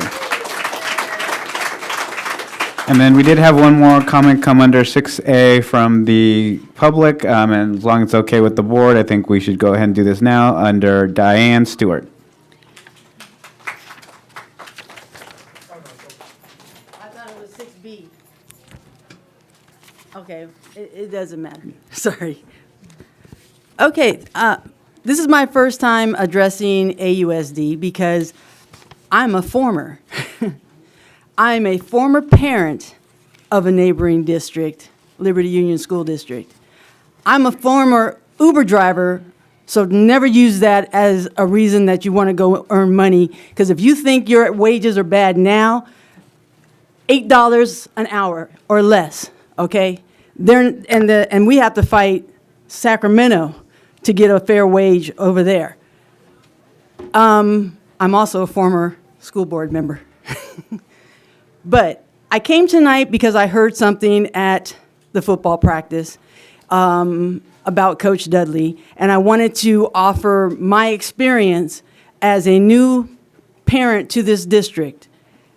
When I first came here and spoke to Coach Dudley, everything he did was very positive and uplifting. My son was learning about money management and excited about his future. This football team, Antioch High School football team, who's going to play Liberty tomorrow and KTA, it's been a phenomenal turnaround for my son. And it didn't just start, it started with the football coaches. And then my son is a leader on the team and helped to motivate the other players. They're having a really exceptional year. And it also took a lot of encouragement from parents. The parents that are on this team, from the team moms being very encouraging, to eventually when I started to meet people at the district office, people at administration at AUSD, and teachers. And let me explain how phenomenal your community is. It would be travesty to turn this district and these employees who are very, very, very passionate about the kids and the community and the parents into one of these neighboring districts that do less quality but boast bigger things. They're not there. The underlying hidden stuff is tragic. But I also know from the other side, yeah, give them what they want. And then, as many teachers have said they'll leave, that's how many pink slips may come out. And it's just a fact of life. So I encourage everybody who spoke tonight to get a recording of this meeting and take that to Sacramento, because the gentleman was correct. Where the fault lies and why they're struggling so much, every district struggles, was Prop 13. And why can't we get that reversed and overturned? Let's take our information and start attacking Sacramento to get businesses to put back into the schools. Thank you. Before we take a quick 5-minute recess, I want to make sure if someone hasn't told our student trustees already that you are always welcome to stay for the whole meeting, but it will never reflect negatively on you if you have to go do homework, get some sleep, any of that. So please, whenever you need to leave, feel free to do that. But we're going to go ahead and take a 5-minute break and then come back and do the rest of our meeting.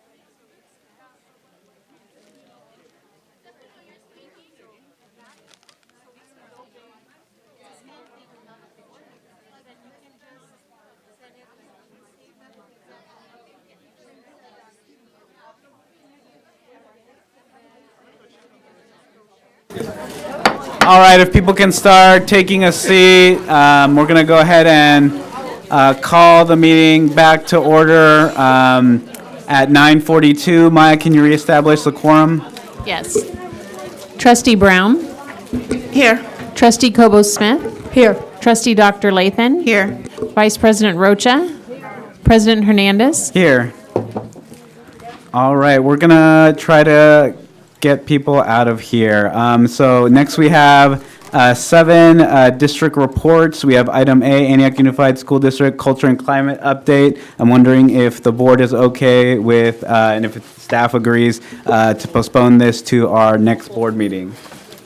Yes, I agree. Great. I agree. All right, I see consensus from the board. So then we'll move on to 7B. We're gonna, I just want clarification. Yeah. Do we need to vote on that? You need to pull it and vote. Okay, we need to pull it and vote. All right, so I'll go ahead and I'll make the motion to postpone the Antioch Unified School District Culture and Climate Update to our next school board meeting. Is there a second? Second. So it's been properly moved and seconded to move the Culture and Climate Update to our very next board meeting. All in favor say aye. Aye. All opposed say no, and the motion passes. Moving on to 7B, our Special Education Ad Hoc Committee presentation. We do have one public comment on this from Amanda Freitas.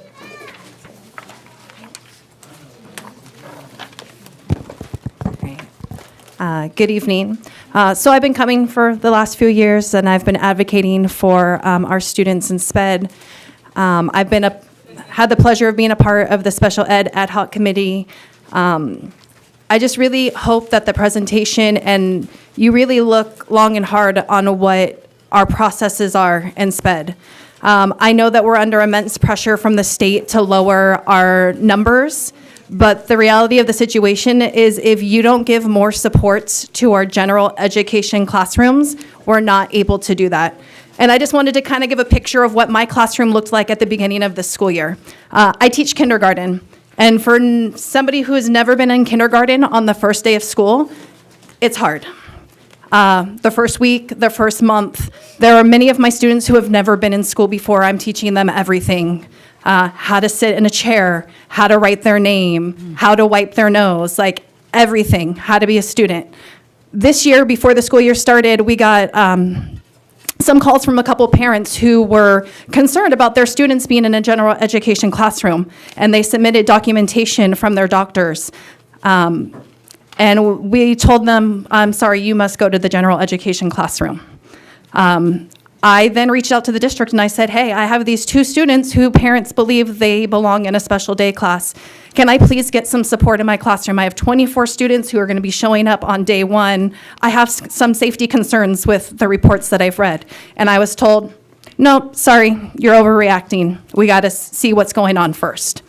Luckily, my principal did make the decision after meeting the students to administratively place them into a special day class pending their evaluations. But then I had another student come who also had a medical diagnosis, and we didn't know anything, and she stepped foot into my classroom, and it was very clear that the general education setting with no supports was not the place for her. My principal again tried to place her into a special day class pending evaluations, and she was told no. Right now, that student has been on independent study for at least a month and a half, and I just wonder, how are we providing that student FAPE?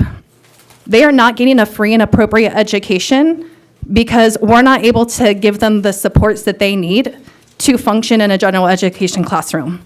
I also have a student in my class who, since day 1 of my classroom, has destroyed my classroom, throwing my books, chairs, scissors. For the last 3 months, my principal or my counselor have been her one-on-one aide. That is not sustainable. There are other students on our campus who need her, but every time she comes to school, they are her one-on-one aide in order for her to be there. So I just really hope that we could look at processes, see how we can reach students before they even step into our kindergarten classrooms, because really that's our job as a district, is to reach all students, pre-K through on up. Thank you. Thank you. And then we got another comment from Belma Wilson. Good evening again. I do want to quickly speak on to all of the families, even to the educators, and to those that did not know. At the SELPA office, this district has been proudly represented under our Community Advisory Committee. Why? I proudly serve as the chair of that committee. I represent not only Antioch Unified, I represent all of the schools throughout Contra Costa County under the SELPA. Why am I mentioning that? Because I want you to know that we do hold parent trainings. Educators are also invited to participate. We hosted one today that spoke to assistive language devices. Not always something that's audible that they need to look at, but things and techniques that you could utilize, for families could utilize in the home with things that you already have. These trainings, we do a gamut of trainings to help support you and to support the educators alike. I want to give a shout out to Kelly Quinn and to Melissa and also to the staff. We had a student that went under duress with so many traumas that you don't know what it's like when you have to try to now educate a child who has been traumatically injured and also have learning disabilities. And we stepped up as a team, collectively making sure the needs of that child were met. Yes, he had to be placed differently, but guess what? Now we have a student that is thriving and learning and doing what public education is meant for it to do. He is learning. He went from here to now he's here. And the means of him being able to come back into the school setting is very hopeful. So I really want to thank, before this special education ad hoc team does their presentation, I need everyone to hopefully listen to learn, because you have no idea what these educators face day in and day out to educate these special, unique, and amazing children day in and day out. All right, and with that, I'll turn it over to our Special Education Committee to present.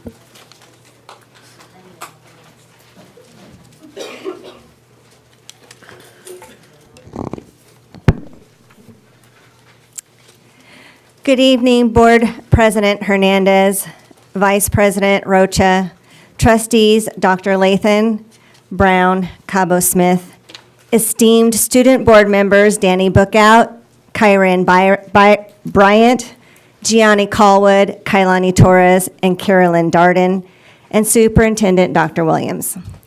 My name is Krista Plumley, and I am the principal at Park Middle School. I am deeply honored to be a part of this team presenting the work and findings of the Special Education Ad Hoc Committee this evening.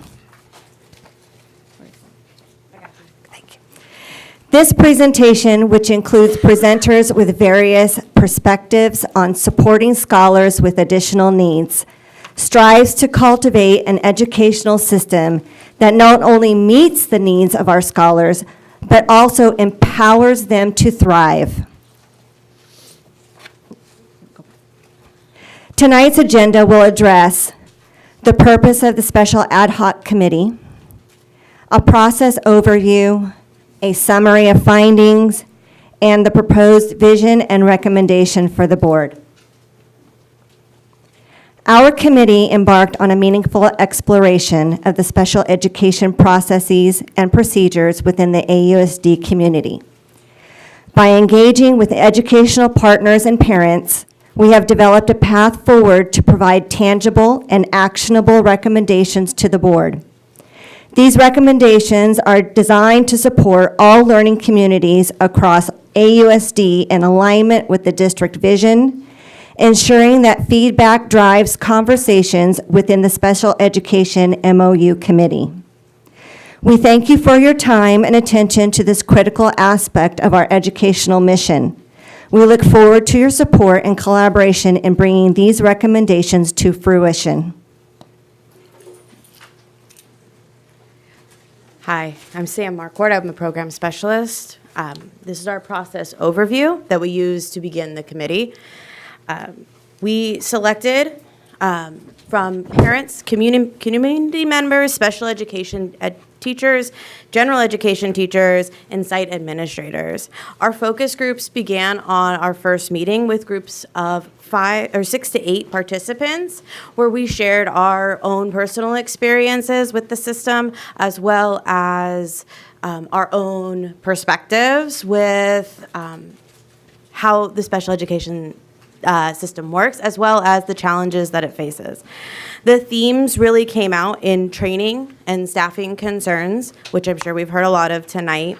A lot of our data was driven from our compliance improvement monitoring, or the SIM plan. This reviews and discusses the over-identification of African American and Latino scholars in special education and a disproportionate suspension rates of scholars receiving special education services. This presentation is to propose a draft vision, goals, and strategies and recommendations to the boards based on these goals and themes, as well as the SIM targets.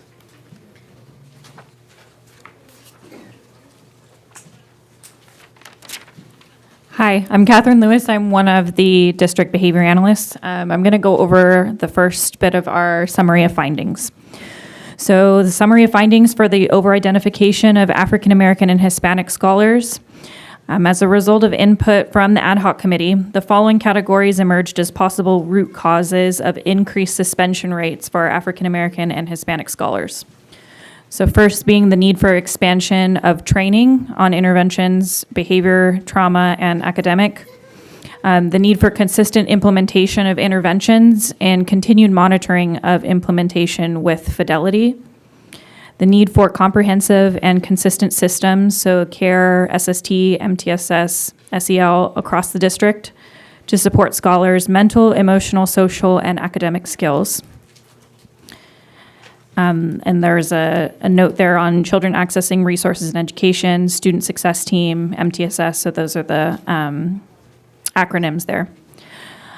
The need for awareness of intrinsic biases in relation to identifying scholars, promoting scholars who are not at grade level, so our academic gaps continue to grow. The need for language supports available for emerging bilingual scholars and cross-cultural understanding, and general education classroom supports.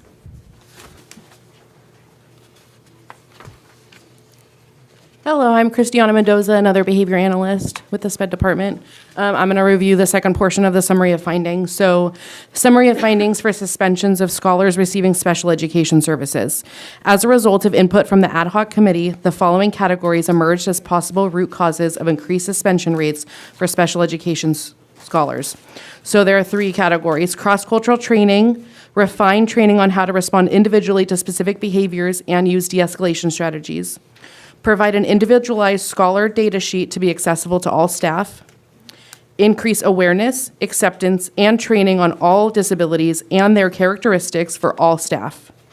And lastly, for the cross-cultural training, provide in-class professional development. For data, using data to understand the root cause of the suspensions, and develop a clear system to capture and validate the data around those suspensions. And lastly, staffing ratio. Currently, our staffing doesn't allow dedicated support for our behavior and emotional regulation needs in these classrooms.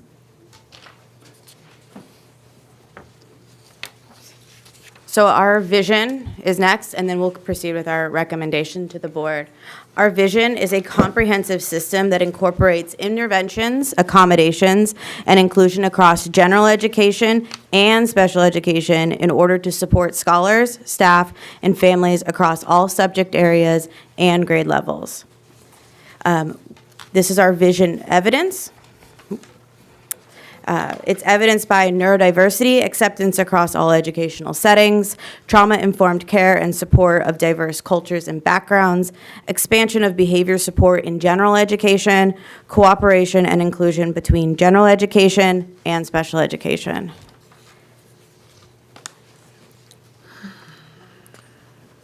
Hello, I'm Janice Page Thompson. I am a parent. I have 3 students in SPED currently. So the recommendations to the board are as follows: to strengthen staff training and support by providing comprehensive ongoing training for all staff, certificated and classified general education and special ed, on disabilities, trauma-informed practices, behavior supports, and inclusive co-teaching models. Establish clear expectations for paraeducators and staff training to ensure consistency and quality across all sites. Enhance the IEP usability in parent partnerships by making IEPs user-friendly, written in plain language with realistic and achievable goals. Empower parents through training opportunities, for example, IEP clinics, and build strong feedback loops so families can reflect, ask questions, and collaborate effectively. This is very important. This is something that I was challenged with my 3 students and have received some support. So this is very important for parents. Parent liaisons roles within the district. Other recommendations to the board are to align systems, process, and curriculum by expanding behavior teams and on-site supports to ensure timely interventions and inclusive practices. Build structures that allow and encourage students with disabilities to push into general education classrooms, supported by co-teaching and intervention models. Ensure equitable access to meaningful intervention opportunities, such as in-school tutoring and summer school, and equitable access to scholar information systems for paraeducators. Continuing with our recommendations, one of our parents had to leave, unfortunately, at 9 to go feed her kids, who are both in special education. So she apologizes for not being here. Continuity of programs at school sites, allowing scholars to remain at one school site throughout their academic career without having to move because of program availability. Policy, I'm on the wrong one. I apologize. There's too many slides. Improve access and inclusion for special education scholars in general education classrooms. Implement aligned materials, protocols, and curriculum with fidelity, including goal book, supported by engaging instructional practices and positive behavior interventions.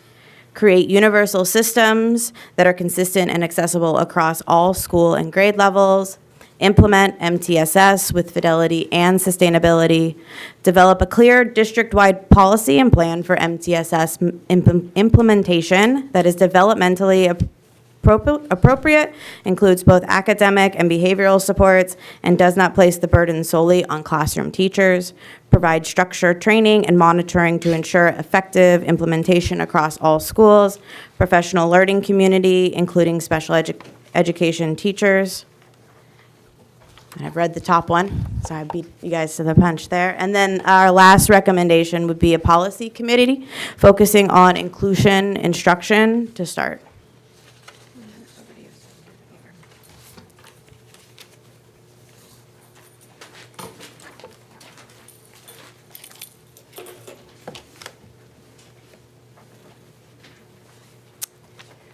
All right.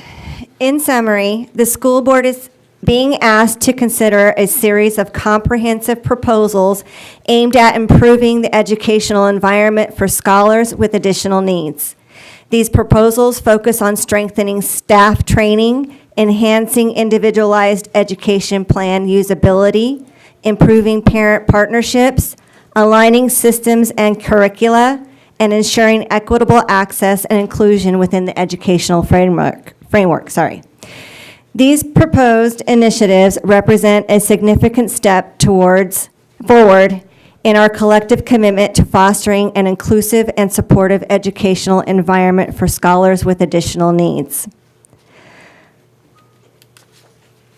I have provided you with a summary so that you can have it, hard copy of the findings, or actually what we're asking for the board, just a one-pager, so that you can have that to look at.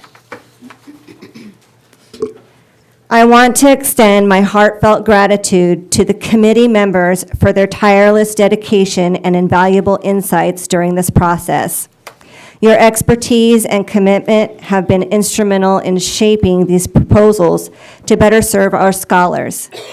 Additionally, we, the committee, would like to thank the school board and all attendees for your time and attention to our findings.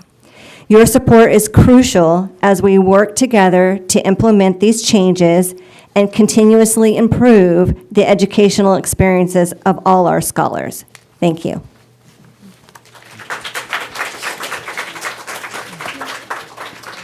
Any questions or comments from board members, student trustees?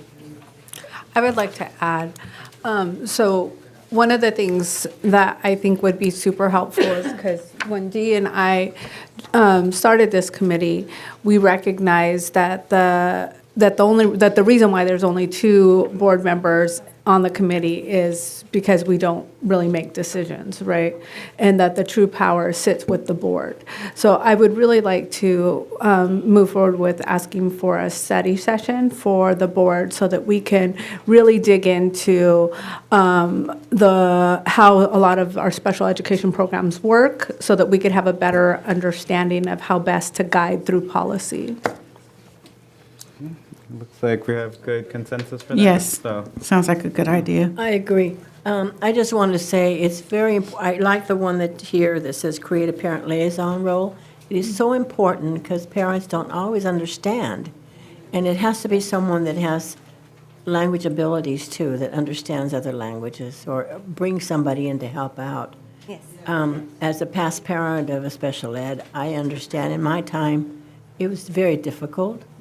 And there was no way. What we're doing now is wonderful. It's amazing what the change has been in the timing. And I thank you so much for putting so much attention into it. Thank you. Thank you. And the group. And before you guys leave the podium, I would like to echo Krista's sentiments to the whole team because you guys really did show up and show out. So everybody poured their heart into this work. They did it on their own personal time. And the district really, Kelly was amazing. Her support person was amazing in making sure we had what we needed to serve the committee participants. So thank you all for putting this together. And I would like to say, like Coble Smith said, thank you. And also just being open and vulnerable. I know some of the discussions were a little bit, but you guys were open. And thank you for trusting us to pull out what you needed to give us. And then just even being there for me as a parent. And I want to say thank you. And everything that we've talked about and the recommendation, it may not happen overnight, but just give us time. And with this committee in this study session, we'll be able to lay the line work for you guys and for all parents as well. So thank you so much for your time, your effort, and just your feedback. It was needed. Thank you. You're welcome. Thank you. President Hernandez? Yeah. Before you move on, I know we just did item 7B, Special Education Ad Hoc Committee presentation. I would like to pull item 7C, SR Global presentation, and request that we move it to the November agenda. Yeah, is that a motion? Yes. Yes, so I'll go ahead and second that. So then all in favor about moving that presentation to our next meeting, say aye. Aye. All opposed, say no. And the motion passes. So we'll go ahead then and move on to Antioch Charter Academy's public hearing. So I'll go ahead and open up the public hearing. And we do have a comment from Sharon Vela.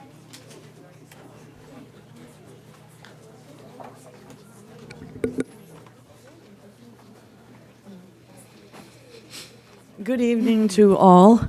I have been here sometimes in the past, and for those of you I haven't met, I'm happy to be here tonight.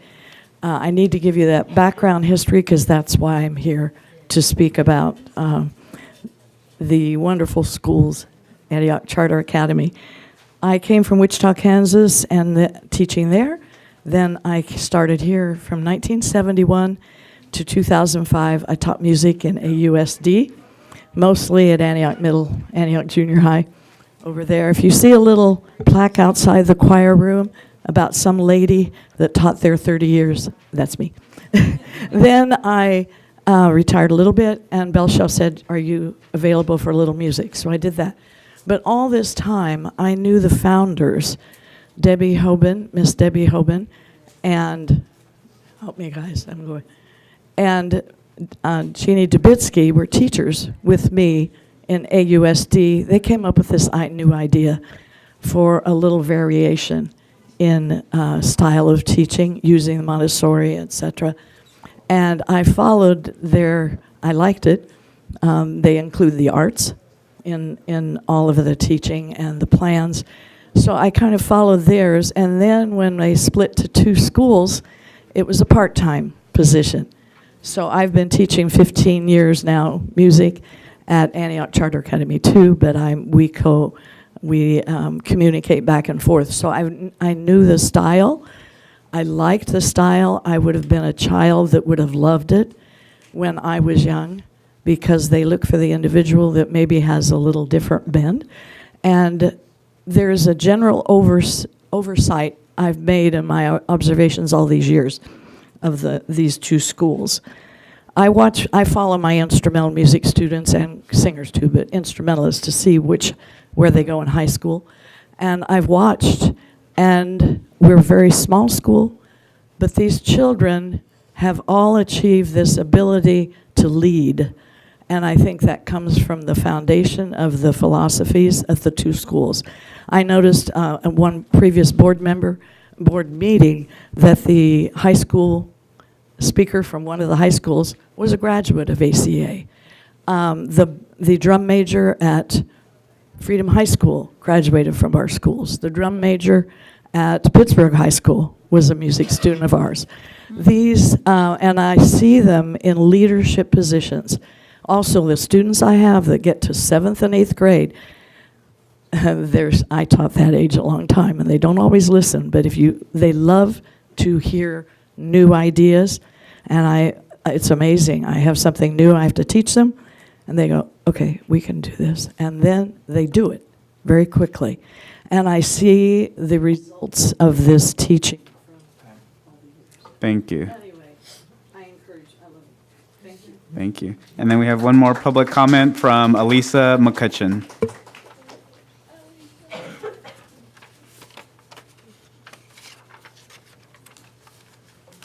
Good evening, board members. Is that on? Yes. My name is Elisa McCutcheon. I have been a member of the Antioch community since my family moved here in 2002. My daughter started school at Turner Elementary, and I became a PTA mom there. And as I was working as a PTA mom, Guy Rolfs, the principal at the time, found out I had a teaching credential and said, hey, you want to start teaching here at Turner?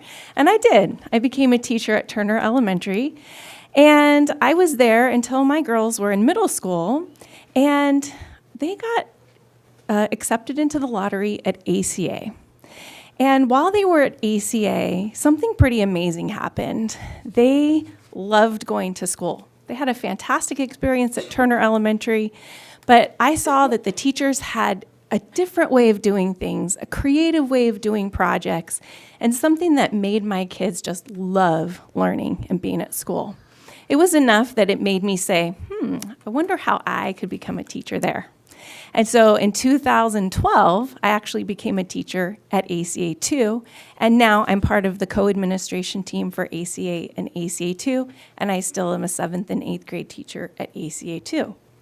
And one of the things I've noticed in the 12 or 13 years since I've been an 8th grade teacher is I've seen class after class of alumni and graduates move on to Antioch high schools. My husband, Kent McCutcheon, is a teacher at Antioch High, so I talk with Antioch High teachers. I also, in my role, come across Deer Valley teachers, come across Dozier teachers, and when I tell them where I work, they go, oh, ACA kids, we always can recognize them because they're some of our best students. And they are. And as Mrs. Vela mentioned, they're part of the music communities in the high schools. They play sports. They're the leaders. One of the student trustees last year from Dozier that you had on your board was an ACA graduate. Some of the girls in the high school leaders that were at the Girls Empowerment Day were alumni of ACA and ACA 2. And so I just want to remind the board that ACA and ACA 2 are a valuable part of this community. We have been for a very long time. And our graduates become your students who then become graduates. And they are leaders. They want to make a difference in their communities. And they should be continue to be valued by renewing this charter for ACA. Thank you. Thank you. Now we have a brief presentation from ACA. Oh, yeah. Good evening. On September 15th of this year, Antioch Charter Academy submitted to the district a petition for a 7-year charter renewal effective July 1, 2026 through June 30, 2033. Education Code 4765B states that the district's governing board must have a public hearing to hear comments on the petition. I'm pleased to introduce Edna Heller and Alan Staler, who are co-administrators at ACA 1, to provide a presentation on their charter renewal.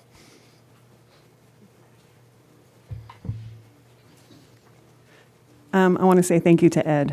He has been a fantastic liaison. I've enjoyed working with him, collaborating with him for the last 2 years. He's amazing. Good evening, President Hernandez, members of the board, and Dr. Williams. It's nice to meet you. Thank you for the opportunity to speak with you tonight in regards to renewing Antioch Charter Academy. Originally, we were the learner-centered school. I'd like to share with you a little history about ACA. ACA received its first charter approval in 1998. ACA is the first charter school in Contra Costa County and is considered among the early pioneering charter schools in the state. ACA is accredited by the Western Association of Schools and Colleges. 27 graduating classes have moved on to local high schools, including AUSD. ACA has strong fiscal reserves and clean audits.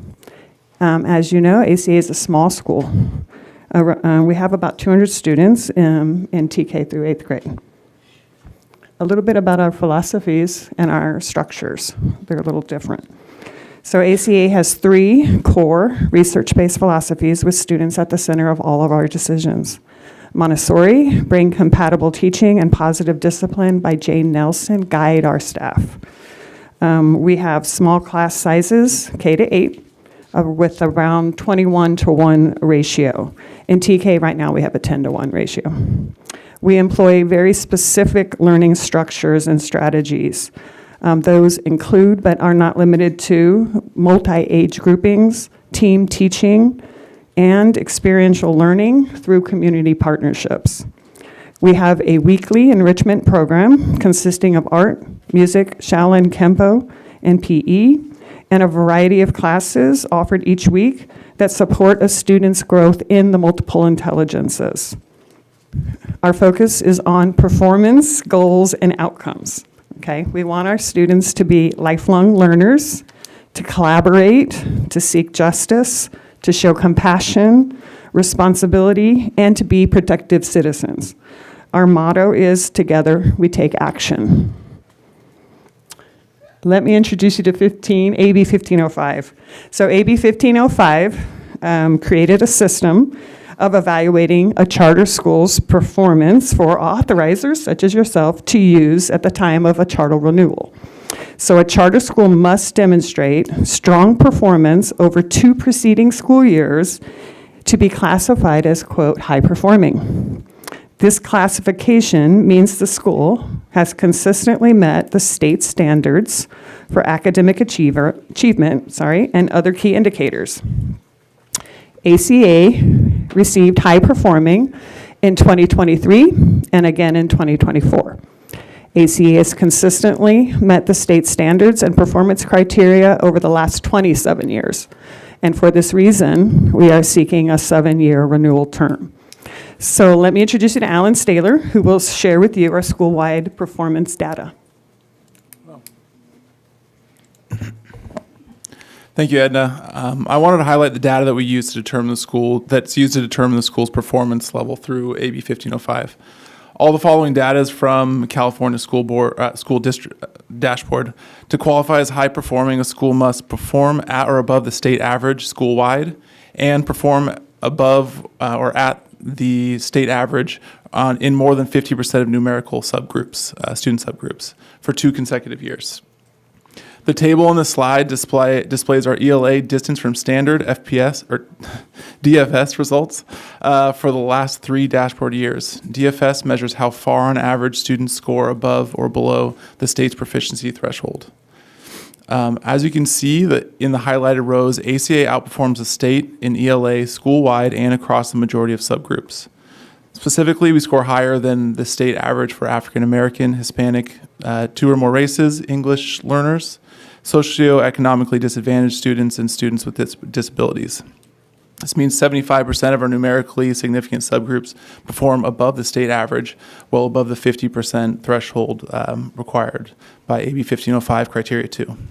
For subgroups where ACA did not exceed the state average, Asian and white, our performance is still classified as typical, which means we're meeting expected statewide performance levels. Our math performance continues the same positive pattern we see in ELA. ACA outperforms the state in math both school-wide and in the majority of student subgroups. In 2024, ACA performed higher than the state in 5 of 8 of the numerically significant subgroups. While our 2 or more races subgroup was slightly below the state that year, ACA remains well above the required 50% benchmark, demonstrating consistent subgroup strength in math. Our growth data in math is classified as typical, meaning we're performing at or near expected statewide growth levels. This reinforces that our students are maintaining steady progress, even as the state continues to accelerate expectations post-pandemic. Our chronic absentee rate is significantly lower than the state across all student subgroups, demonstrating strong family engagement and effective student support systems. This data reinforces that ACA students are consistently present and accessing instruction, which is a key indicator in academic success and directly supports our positive performance in ELA and math.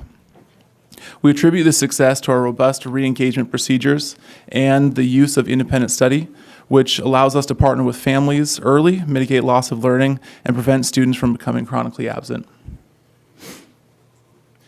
When looking at our suspension rate, ACA maintains extremely low suspension rates across nearly all student subgroups, reflecting our proactive approach to school culture and student support.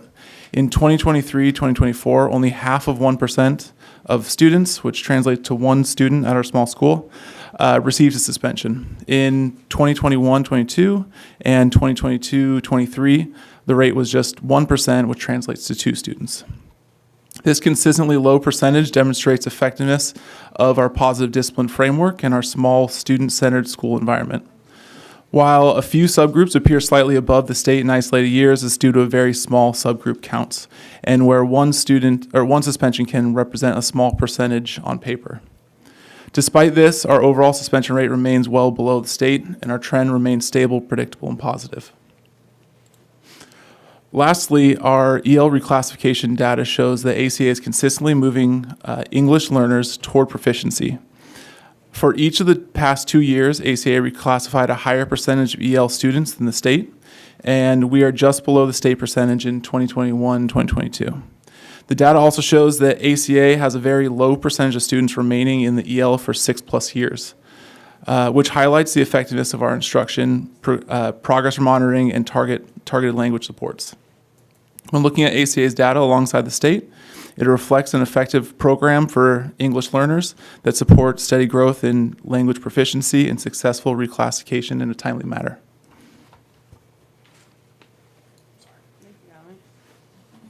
Okay, thanks, Alan. As some of you may remember, ACA 2, their charter document is a replication of ACA's charter document. So I just want to make sure that's really clear.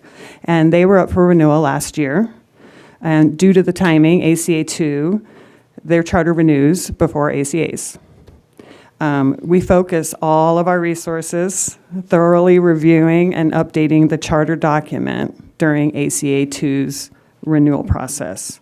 So having said that, this is a summary of the changes made to ACA 2's charter document that was renewed last year. I updated population balances, assessment scores, and data in the document to reflect ACA's data.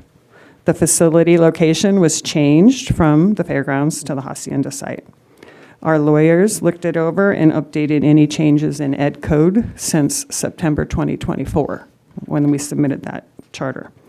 I updated our community partnerships to include our partners, they're different than ACA 2's, and the appendices were updated to include ACA's graduate goals and LCAP.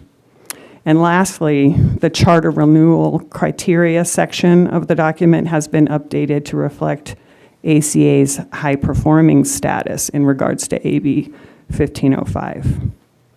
So in conclusion, I ask you to renew for a term of 7 years.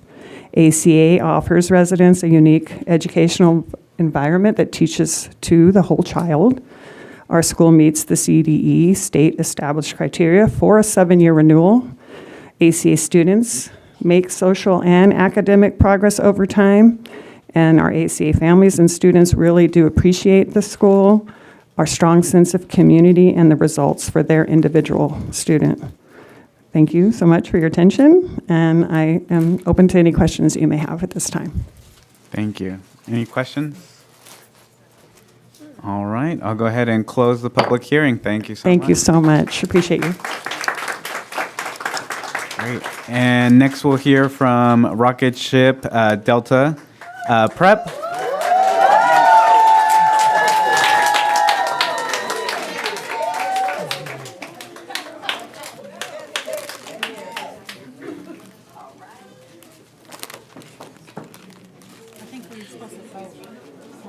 No.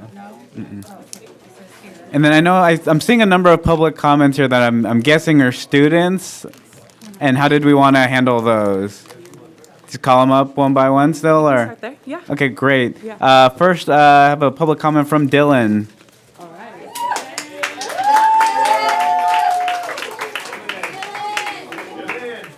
And then after Dylan's going to be Cassidy, if you want to start lining that up.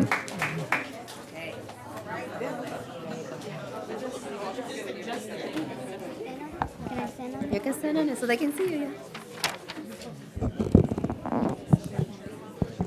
Can I start? Push it more.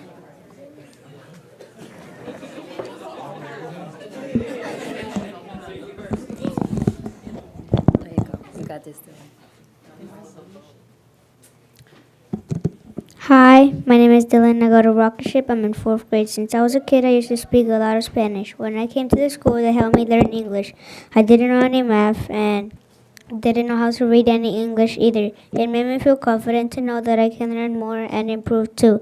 The help from the teachers helped me a lot. They can help me learn how to read. They also help me learn math. My favorite class is math because we're learning division. I got the help that I needed to learn English.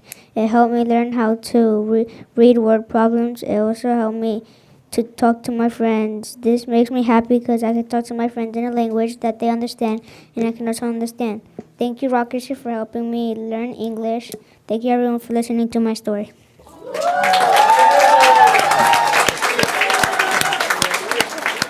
And after Cassidy, we're going to have Cindy. Hi, my name is Cassidy and I am 7 years old.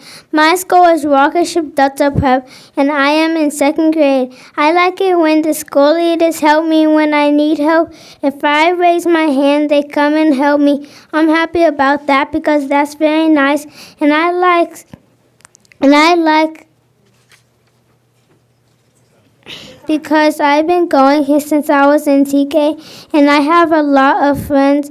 I like school because I've been going because I like seeing the teachers. They hug me when I'm crying. They also help my brain grow, teaching me to solve math equations and I'm ready to do times equations. My favorite class is STEM because I like doing my work and I find it fun. That's how much I like STEM.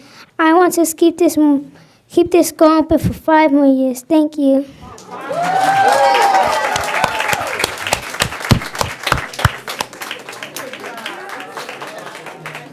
And if we didn't have Cindy, next is Leonardo.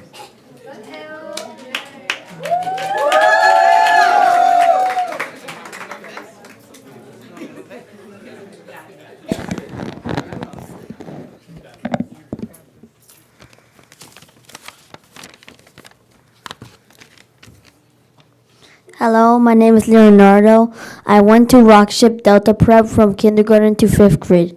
I now go to Park Middle School and I'm a 6th grader. Rockship offers a really good education. They do it by having good teachers like Miss Jackson who teaches close reading. I also really like my recess time too. I would play tag with my friends. This would be a nice break to have fun. Rockship has also helped me learn a new skill. The RACE method. RACE stands for restate, answer, cite, and evidence. The RACE method helped us write paragraphs better. This has helped me feel like a stronger writer. I use the skills I learned at the middle school now. It makes me feel more confident in my answers. I want Rockship to stay open because it helps you grow and helps you learn new things. Thank you. Next we have Alyssa Paulette Patterson, and after will be Kai.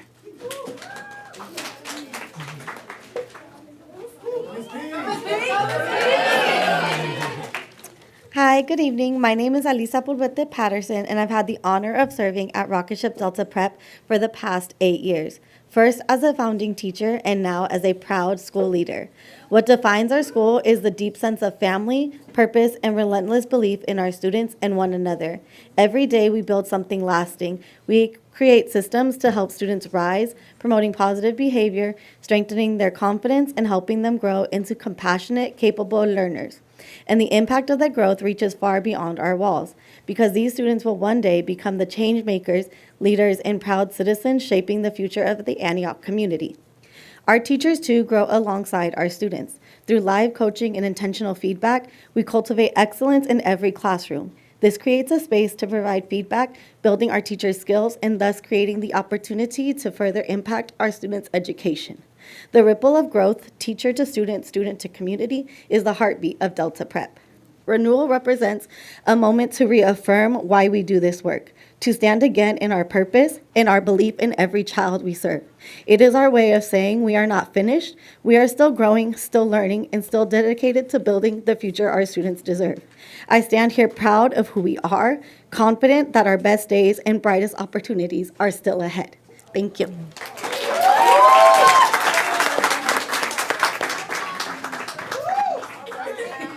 And after Kai is going to be Ellie. Hi, my name is Kai. I want to tell you why RDL should stay open for 5 more years. Rocket Ship has helped me grow my brain throughout TK and 5th grade. I learned to spell, read, do multiplication, and long division. When I was in 4th grade, there was a new module lesson for Mr. Choi's class. I knew I needed more help, so I asked Mr. Choi during our independent time to help me to understand more, and he did. Also, during our group time, I needed help. We had to ask 3 before you ask me, which is where you ask 3 friends before you 3 friends for help. This was helpful because I was able to grow my brain with my friends. I'm thankful for Rocket Ship because it helped me grow my brain to things I couldn't do before. This is why I want RDL to stay open for 5 more years.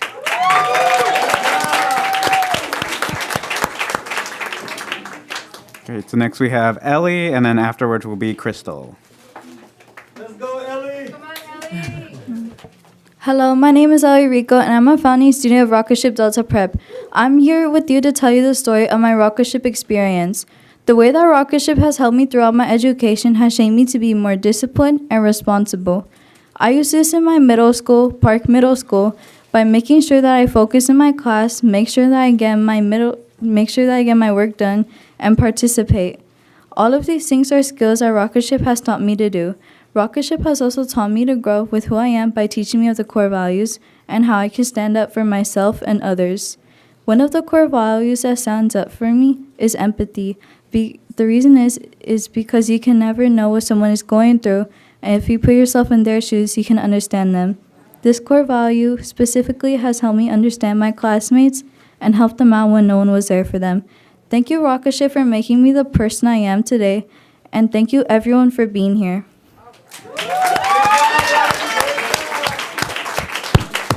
Great. So next is Crystal, and then afterwards will be Carter. Good evening, everyone. Thank you for giving me the chance to speak here. My name is Crystal. My daughter is Liana, and she's in the 1st grade. A little bit of history. I'm originally from LA, but I've been in the Bay Area for a decade now, and I'm super happy that we've set roots here in Contra Costa. We've had a positive experience.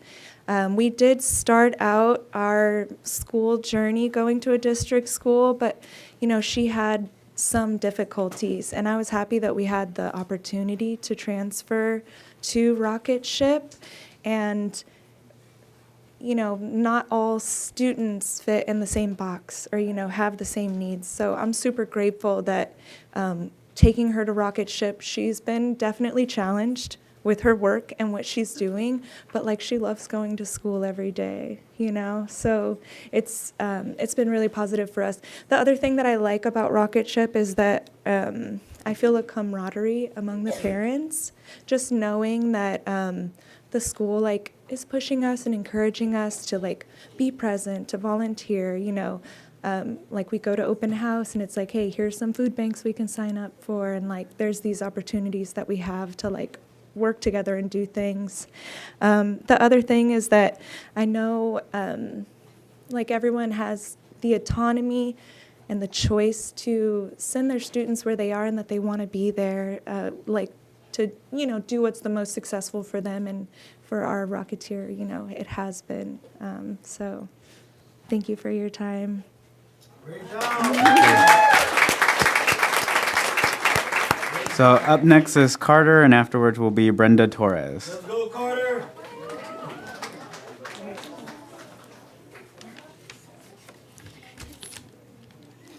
Hi, my name is Carter.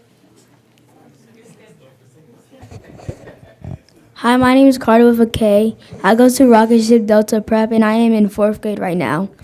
One thing I like about my school is their lunches. I like their lunches because they are really good, and I like how they taste. Another thing I like about my school is that in my grade, my teacher, Mrs. Stokes, is helping us prepare for middle school. We have planners, so she helps us stay in check. I appreciate that because when I go to middle school, it can be easier to know what the drill is. Lastly, I like how they have Calm Corner. The Calm Corner helps when you are feeling sad or when you need a break. This helps so we can feel better and when we are ready to go back to our space. Thank you for having me here. I appreciate it. I appreciate you for letting me speak.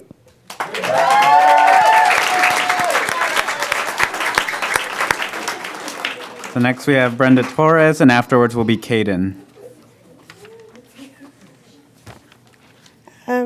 Good evening, members of the board and attendees. My name is Ms. Torres, or Brenda Torres. I am a teacher at Rocket Ship Delta Prep. I am also a proud parent of 2 3rd and 5th grade students. My journey with Rocket Ship started with my son's kindergarten school year. During this time, I had gone through a separation with my kid's dad. Due to it being a difficult time where I felt my circle getting smaller, Rocket Ship appeared.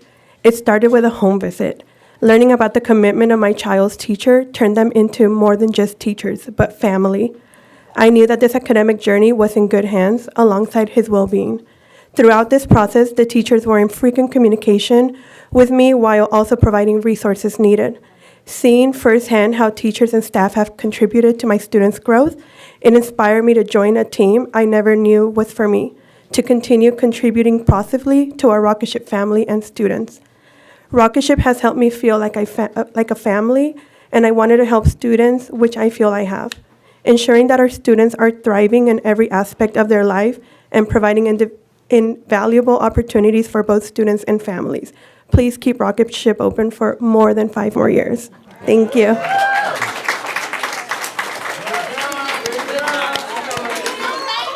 right, so next is Caden, and afterwards will be Diamond. Hi, my name is Caden, and I'm in the 5th grade at Rocket Ship Delta Prep. I've been a Rocketeer since kindergarten. My favorite thing about Rocket Ship is how all the teachers teach here.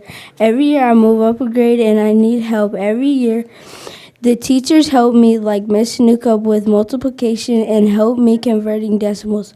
I've gotten close with a lot of teachers and students since kindergarten. This makes me feel happy because I know what I've learned at Rocket Ship will help me connect with more students and teachers in middle school. Rocket Ship has helped me be the person I am because they have pushed me and and they have helped me develop. I want Rocket Ship to stay open because I can visit here, and I want other students to come to Rocket Ship too.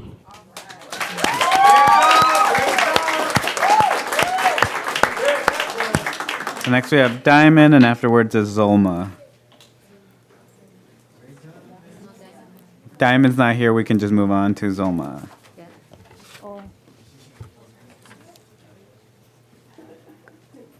Ready? Yeah. Okay. Buenas noches, mi nombre es Zulma. Soy madre de un estudiante de Rocket Ship. Tengo 5 años en la escuela colaborando y ayudando con las oportunidades que brinda la escuela. Good evening, my name is Zulma. I am a mother student at Rocket Ship. I have been there for 5 years, helping in the school on any opportunities that the school has been bringing. Para mí la escuela no nada más brinda educación, sino relacionarse con las familias. The school is not just about education, if not relationship with the families. He tenido la oportunidad de construir relaciones bondadosas con las dirigentes de la oficina y la coordinadora de recursos. Me han ayudado personalmente. I have had an opportunity not just to build a relationship, but it's also with the manager of the office and with the resource coordinator, which has helped me personally.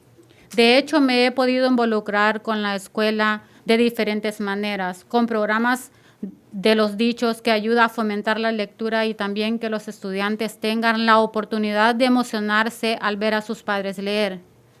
I have the privilege just to also be volunteer in the school with different things, especially with the program de los dichos, which this program helps with the reading when you as a parent help the kids reading and the kids get excited about that. Y con programas que ayudan a las familias que necesitan o ocupan recursos. De primer paso en ayudar a la oficina, apoyar en eventos, la escuela nos ayuda como familia a participar y a hacer comunidad.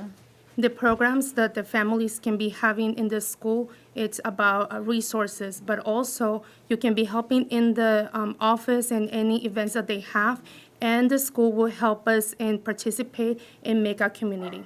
Estoy muy agradecida con la escuela por el esfuerzo y la dedicación que nos brinda. Gracias. I am very thankful and grateful for the school for all of the efforts that they do and the dedication that they do for the parents and the students. Thank you. Thank you. And then next we have Lisa Gamble, and after that will be Andres Torres.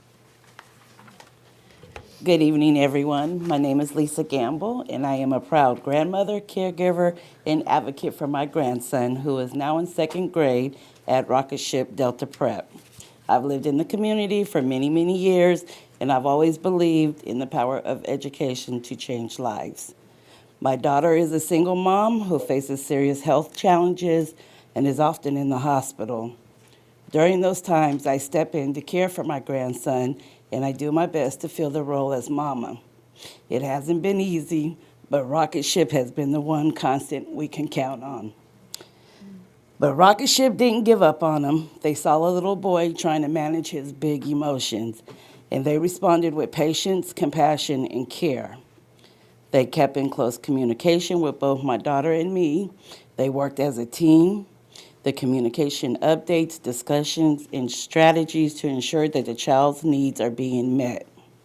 It is with the dedication of my grandson's team of teachers that we have been able to provide him with the support he needed to thrive, and I'm deeply grateful for the collaborative effort that made all the difference in his journey.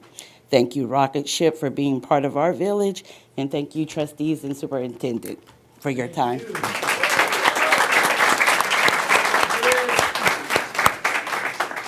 And coming up now is Andres Torres. Hello, trustees. How you guys doing this afternoon? Long night, huh? Sorry. Lee Brown, Olga, Antonio, Mary Rocha. It's been a while. Dr. Jag. Well, hi, my name's Andres. I'm a father of two Rocket Ship students. One is in second grade and the other is third grade. To be blunt, the start of Rocket Ship, I did not like. I didn't. I'm not here to put them down, but to lift them up. I have an autistic kid. You know, it was difficult because my son is autistic. He had an IEP, and it took a while for them to understand all of his needs. Once all his needs are met, my son has thrived. He has become the best student there is a parent can have. And I appreciate the whole staff that's here. I really do. Let's see, what else? Rocket Ship shares the views and the values that are taught at home, and I appreciate that. I know the structure will help my students, my kids, in having a good future. This is important because I want to offer my students the best possible outcomes to make sure that they have multiple open doors, meaning, well, if you've grown from low income, you understand what I mean. I see Rocket Ship helping in achieving this with structure and a game plan for its students. Thank you.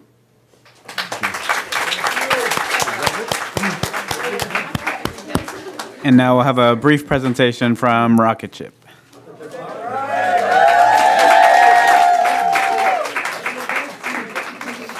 Once again, just a quick introduction. On September the 5th, 2025, Rocket Ship Delta Charter, RDL, submitted to Antioch Unified School District a petition for a 5-year charter renewal effective July 1, 2026 through June 30, 2031. Pursuant to Education Code, the Board of Education must hold a public hearing within 60 days of receipt of the charter petition. This evening, Rocket Ship Delta representatives will present a presentation on their charter petition. I'm pleased to introduce Nia Blevins, the principal of Rocket Ship Delta, for the presentation.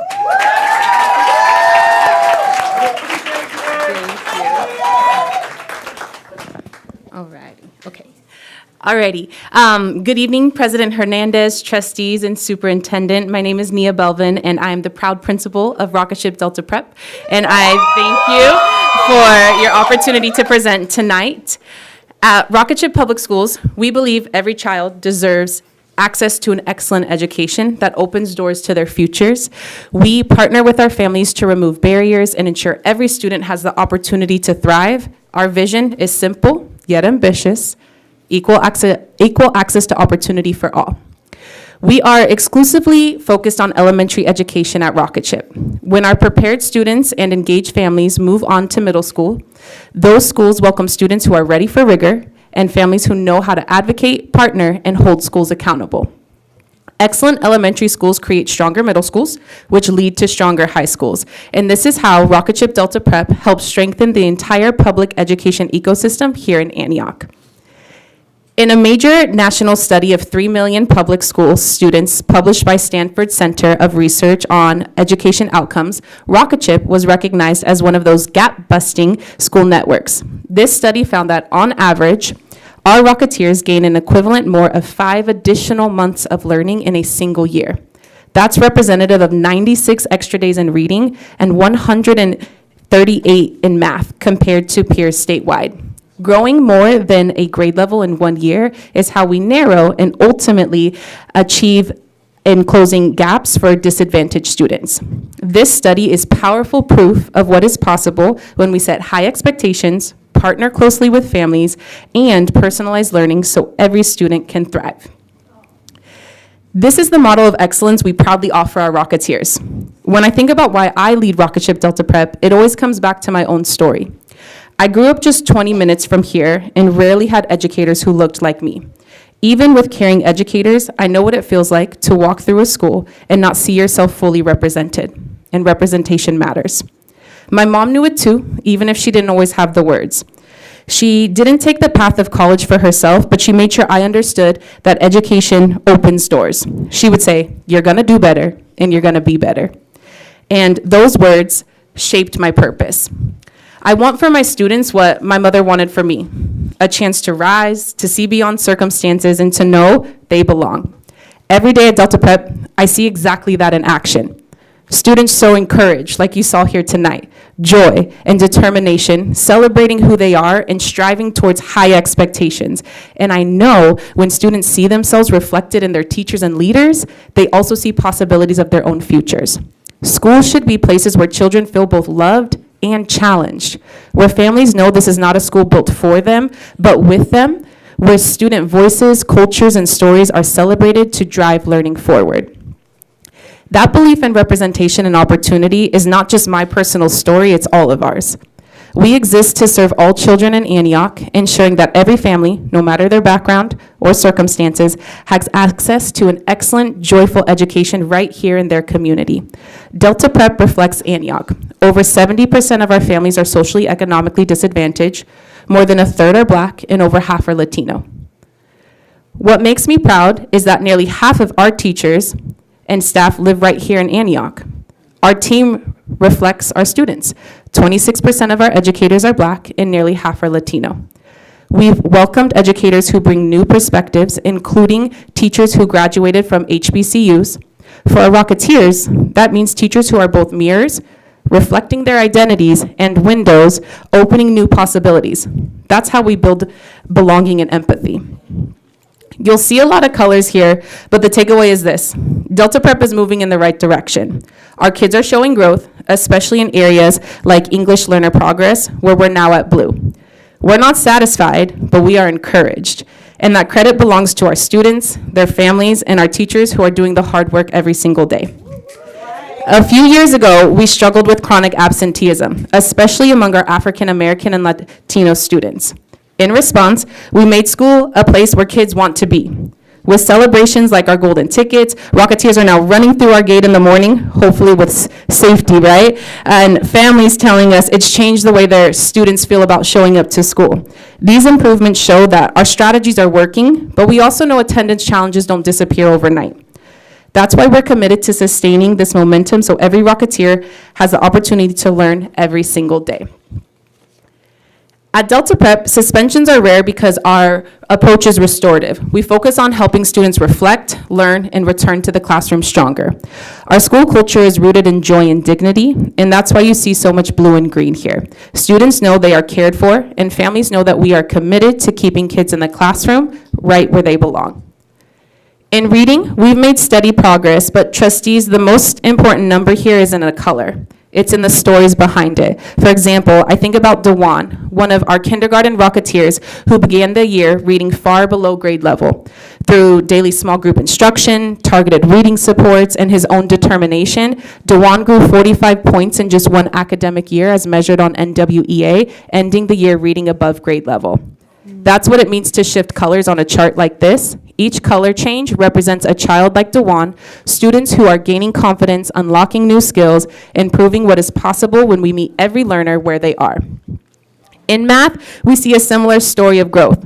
From orange to yellow, students are moving forward, but we know it's just not about test scores. Families have shared that their children are coming home sharing exciting new strategies they learned in the classroom at the dinner table. That joy is exactly how we know the work is sticking. For English learners, progress has been one of our greatest celebrations. Moving from yellow to blue means our multilingual learner Rocketeers are gaining language faster while maintaining their home language and identity. We invest in bilingual staff, parent workshops, and partnerships with families so that language is a bridge, not a barrier. That's how we turn data into opportunities. I previously mentioned our improvements around student attendance. Our partnership with Antioch Unified School District extends beyond academics. Through the district's differentiated assistant work, we analyzed attendance barriers and created practical and joyful solutions like the Golden Ticket Initiative you see pictured here.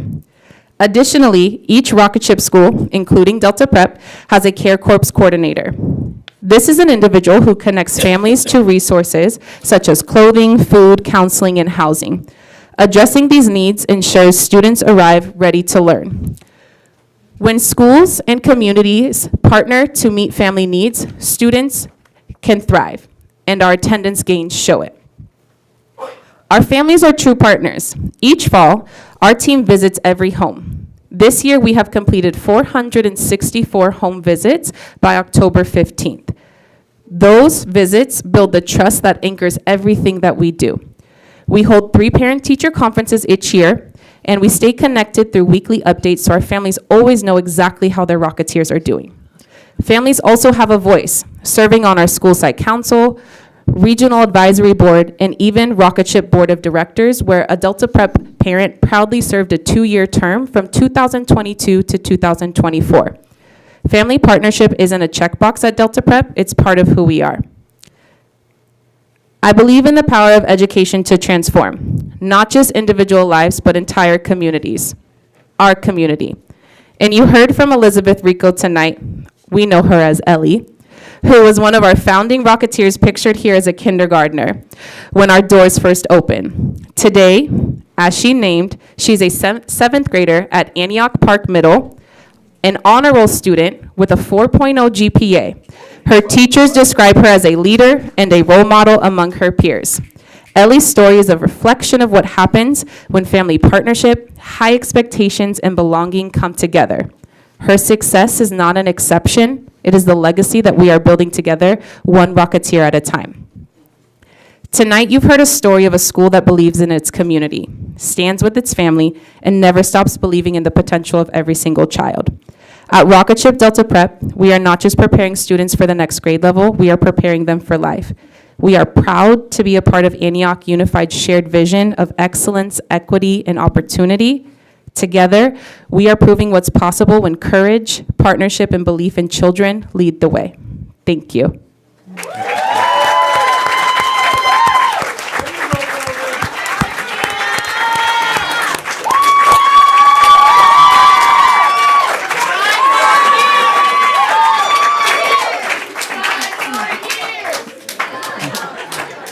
And with that, I'll close the public hearing. And then I just want to verify, are we voting on this? No, okay, next time, great. Just want to double check, thank you. And thank you all for staying so late and bearing with us. I'm sorry it was such a long meeting and it took so long to get here.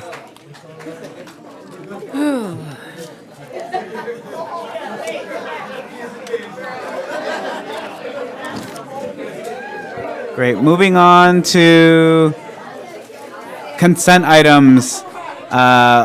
I'm going to pull item V, sufficiency of textbooks and instructional materials for a public hearing. So I'll go ahead and open up the public hearing.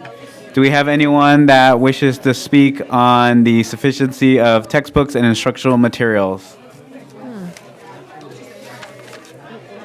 And so with that, I will close the public hearing there. And that one, we do need a vote on that one. Great, so I'll go ahead and make a motion to accept the sufficiency of textbooks and instructional materials. Is there a second? I'll second. Great, so it's been properly moved and seconded to accept the sufficiency of textbooks and instructional materials. All in favor say aye. Aye. Aye. All opposed say no. And the motion passes. And now I'll entertain a motion to approve the rest of our consent items A through U, unless there's any that require separate discussion or to be pulled separately.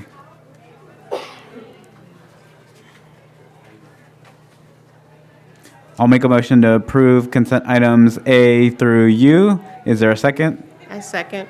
So it's been properly moved and seconded to approve consent items A through U. All in favor say aye. Aye. All opposed say no.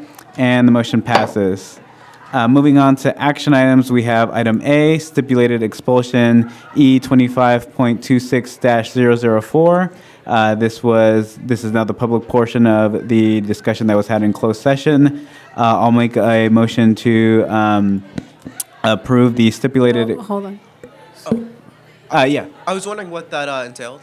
Yeah, so in closed sessions, we discuss the actual details of the expulsion, but because this is about a specific student, we don't actually discuss those details in the public part of the meeting. And then because of the way education code is written, we can't have our student trustees participate in the closed session piece of this. So unfortunately, we aren't able to have you all in those discussions about what actually happened with the student and what happened here. But a stipulated expulsion more specifically is an expulsion that within the education code says that we pretty much have to expel the student because they did something that is classified under ed code as something that has to be approved as an expulsion. Okay, thank you.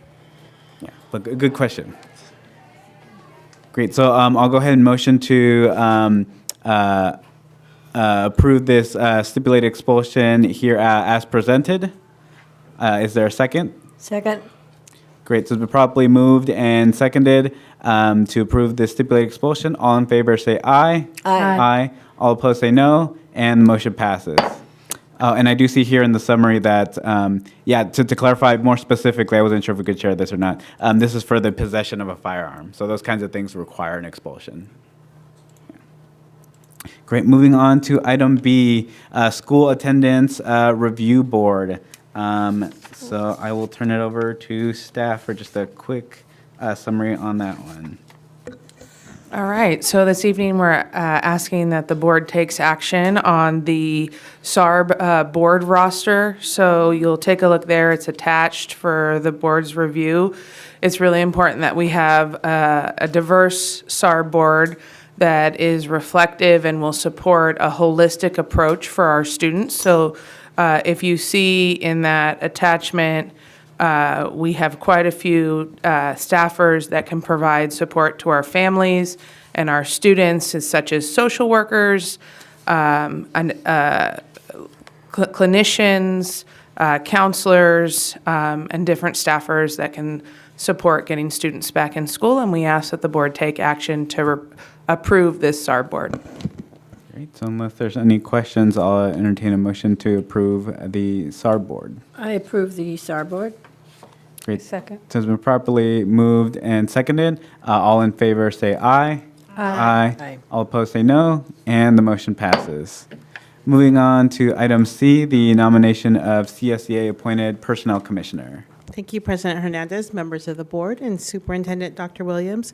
Pursuant to Personnel Commission Rule 20.1.2.2, Diane Alburn's term was set to expire December 1, 2025. Tonight, the board is affirming the action taken by CSEA to reappoint Mrs. Alburn to the Personnel Commission. Great. So unless there's any questions, I'll entertain a motion to accept this appointment. Move approval. Great, so it's been moved. Is there a second? I'll second. Great, so it's been moved and seconded to appoint Diane Alborn, the classified employees appointee to the Personnel Commission. All in favor say aye. Aye. Aye. All opposed say no, and the motion passes. Moving on to 12, items for information, discussion, action by the board. We have item A, Board Governance Handbook. I'm wondering if the board wants to spend time talking about this today, or whether this is something that might be more fruitful of a discussion to have at a future meeting. Future meeting. What'd you say? I'm sorry. I could go for a future meeting. Yeah. Yeah. It's 11 o'clock, yeah. Future meeting. Great, so I'll go ahead and make a motion to postpone this to our next meeting. Is there a second? Second. Great, so it's been properly moved and seconded. All in favor say aye. Aye. All opposed say no, and the motion passes. Moving on to 14, resolutions for immediate action. We have a number of resolutions. A through D here are celebrations and awareness, specifically Native American Heritage Month, California Sikh American Awareness and Appreciation Month, C, Human Trafficking Awareness Month, and D, Ruby Bridges Walk to School Day. And then the following are E and F are the regular resolutions that we have authorizing instructors to teach outside of credential authorization for the 2025-26 school year, and F authorizing instructors to teach outside of credential authorization for the 2025-2026 school year.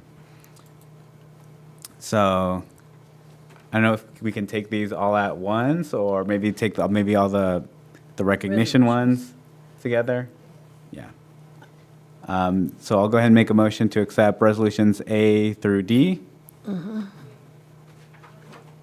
Oh, yeah. Yeah. We just have one clarification on Resolution F, that this is actually the authorization of provisional internship Okay, yeah. permit, which is a regular action that you. Got it. Great. And do we need to take E and F separately, or can we take all of them? Okay, that makes sense. Okay, good. Okay. Just want to clarify that. Okay. Yeah. So I've made the motion to take A through D. Is there a second?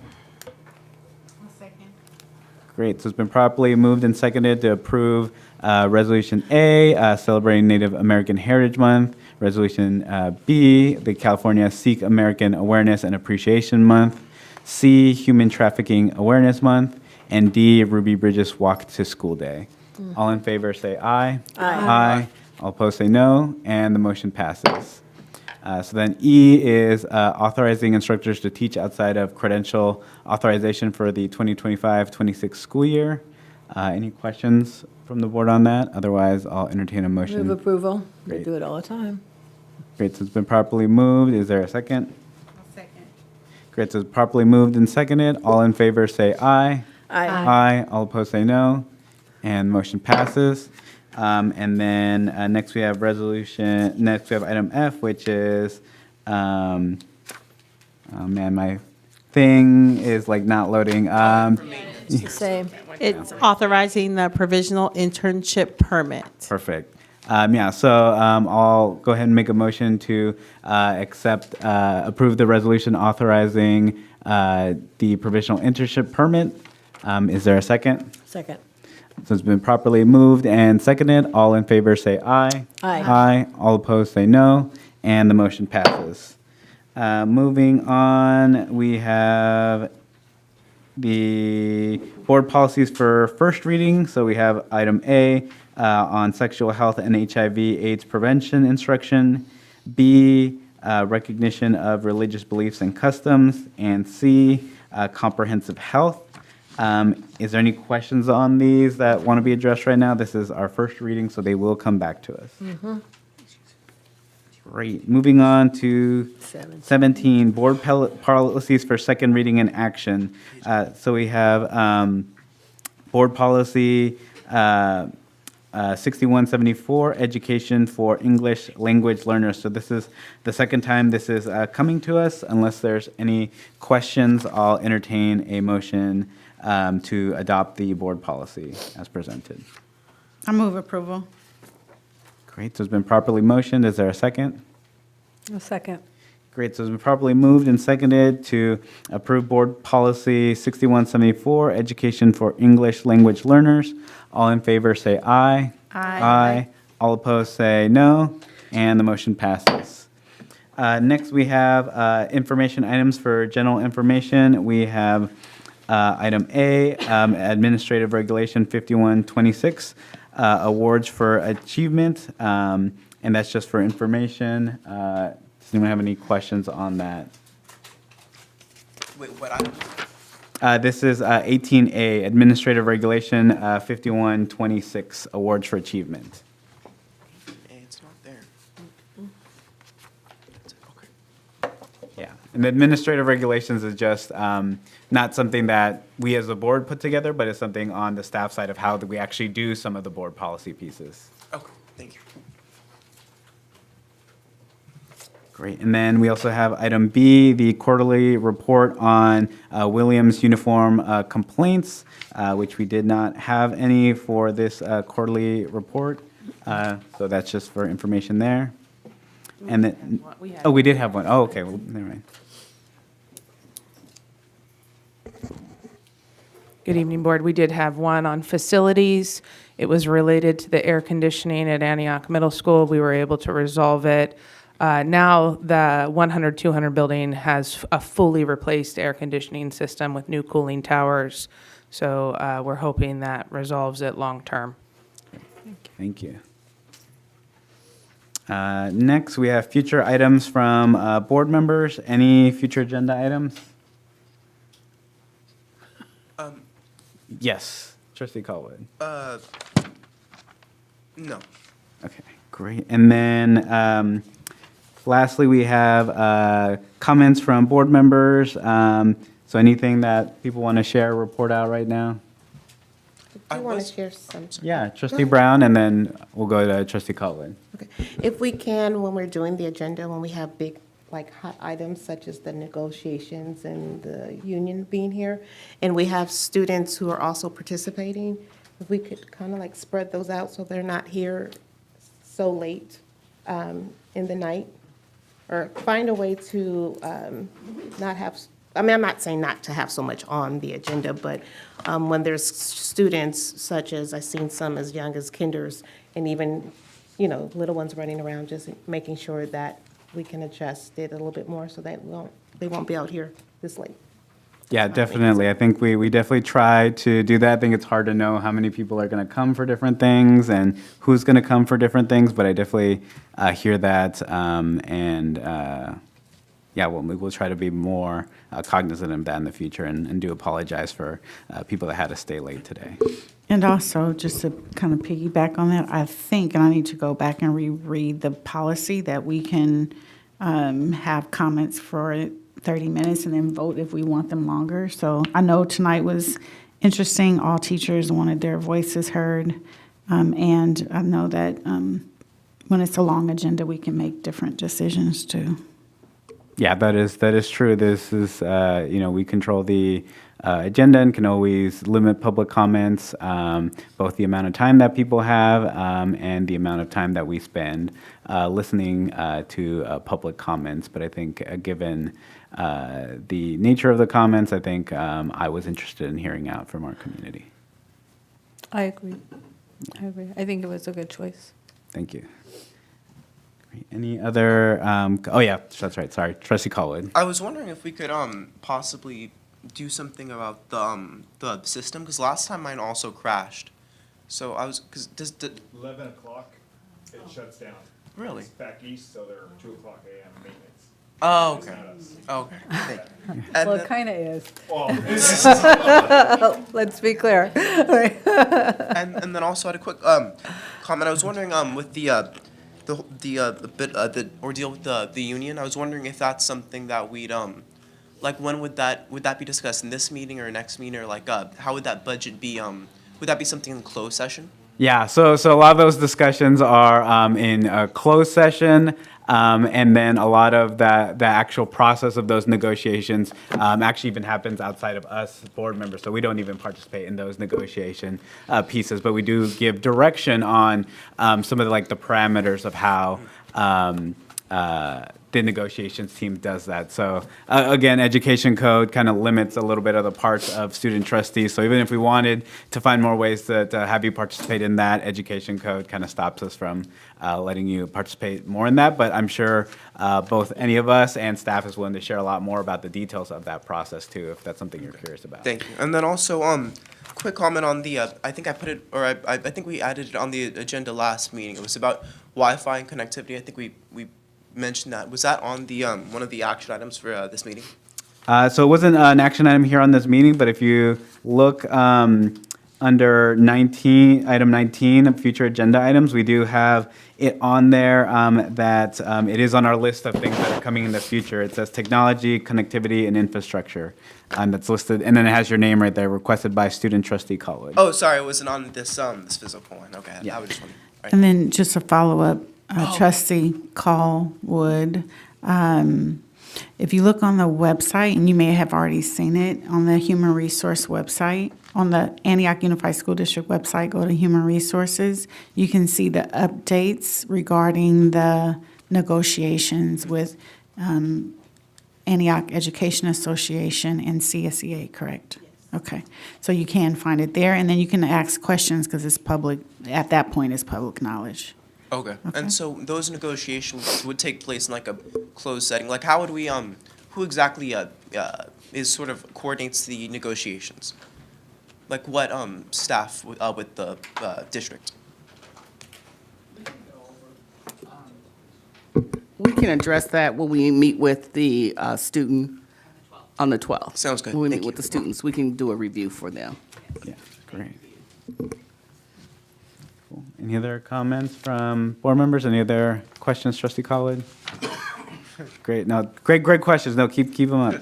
And so our future meetings, so our next meeting is November 19th, and the one after that is December 10th. And so with that, I'll entertain a motion to adjourn. Move approval. Great. It's been properly moved. Is there a second? I'll second. Great. So it's been properly moved and seconded. All in favor say aye. Aye. Aye. Any opposed? No. And motion passes. We adjourn at 11:12.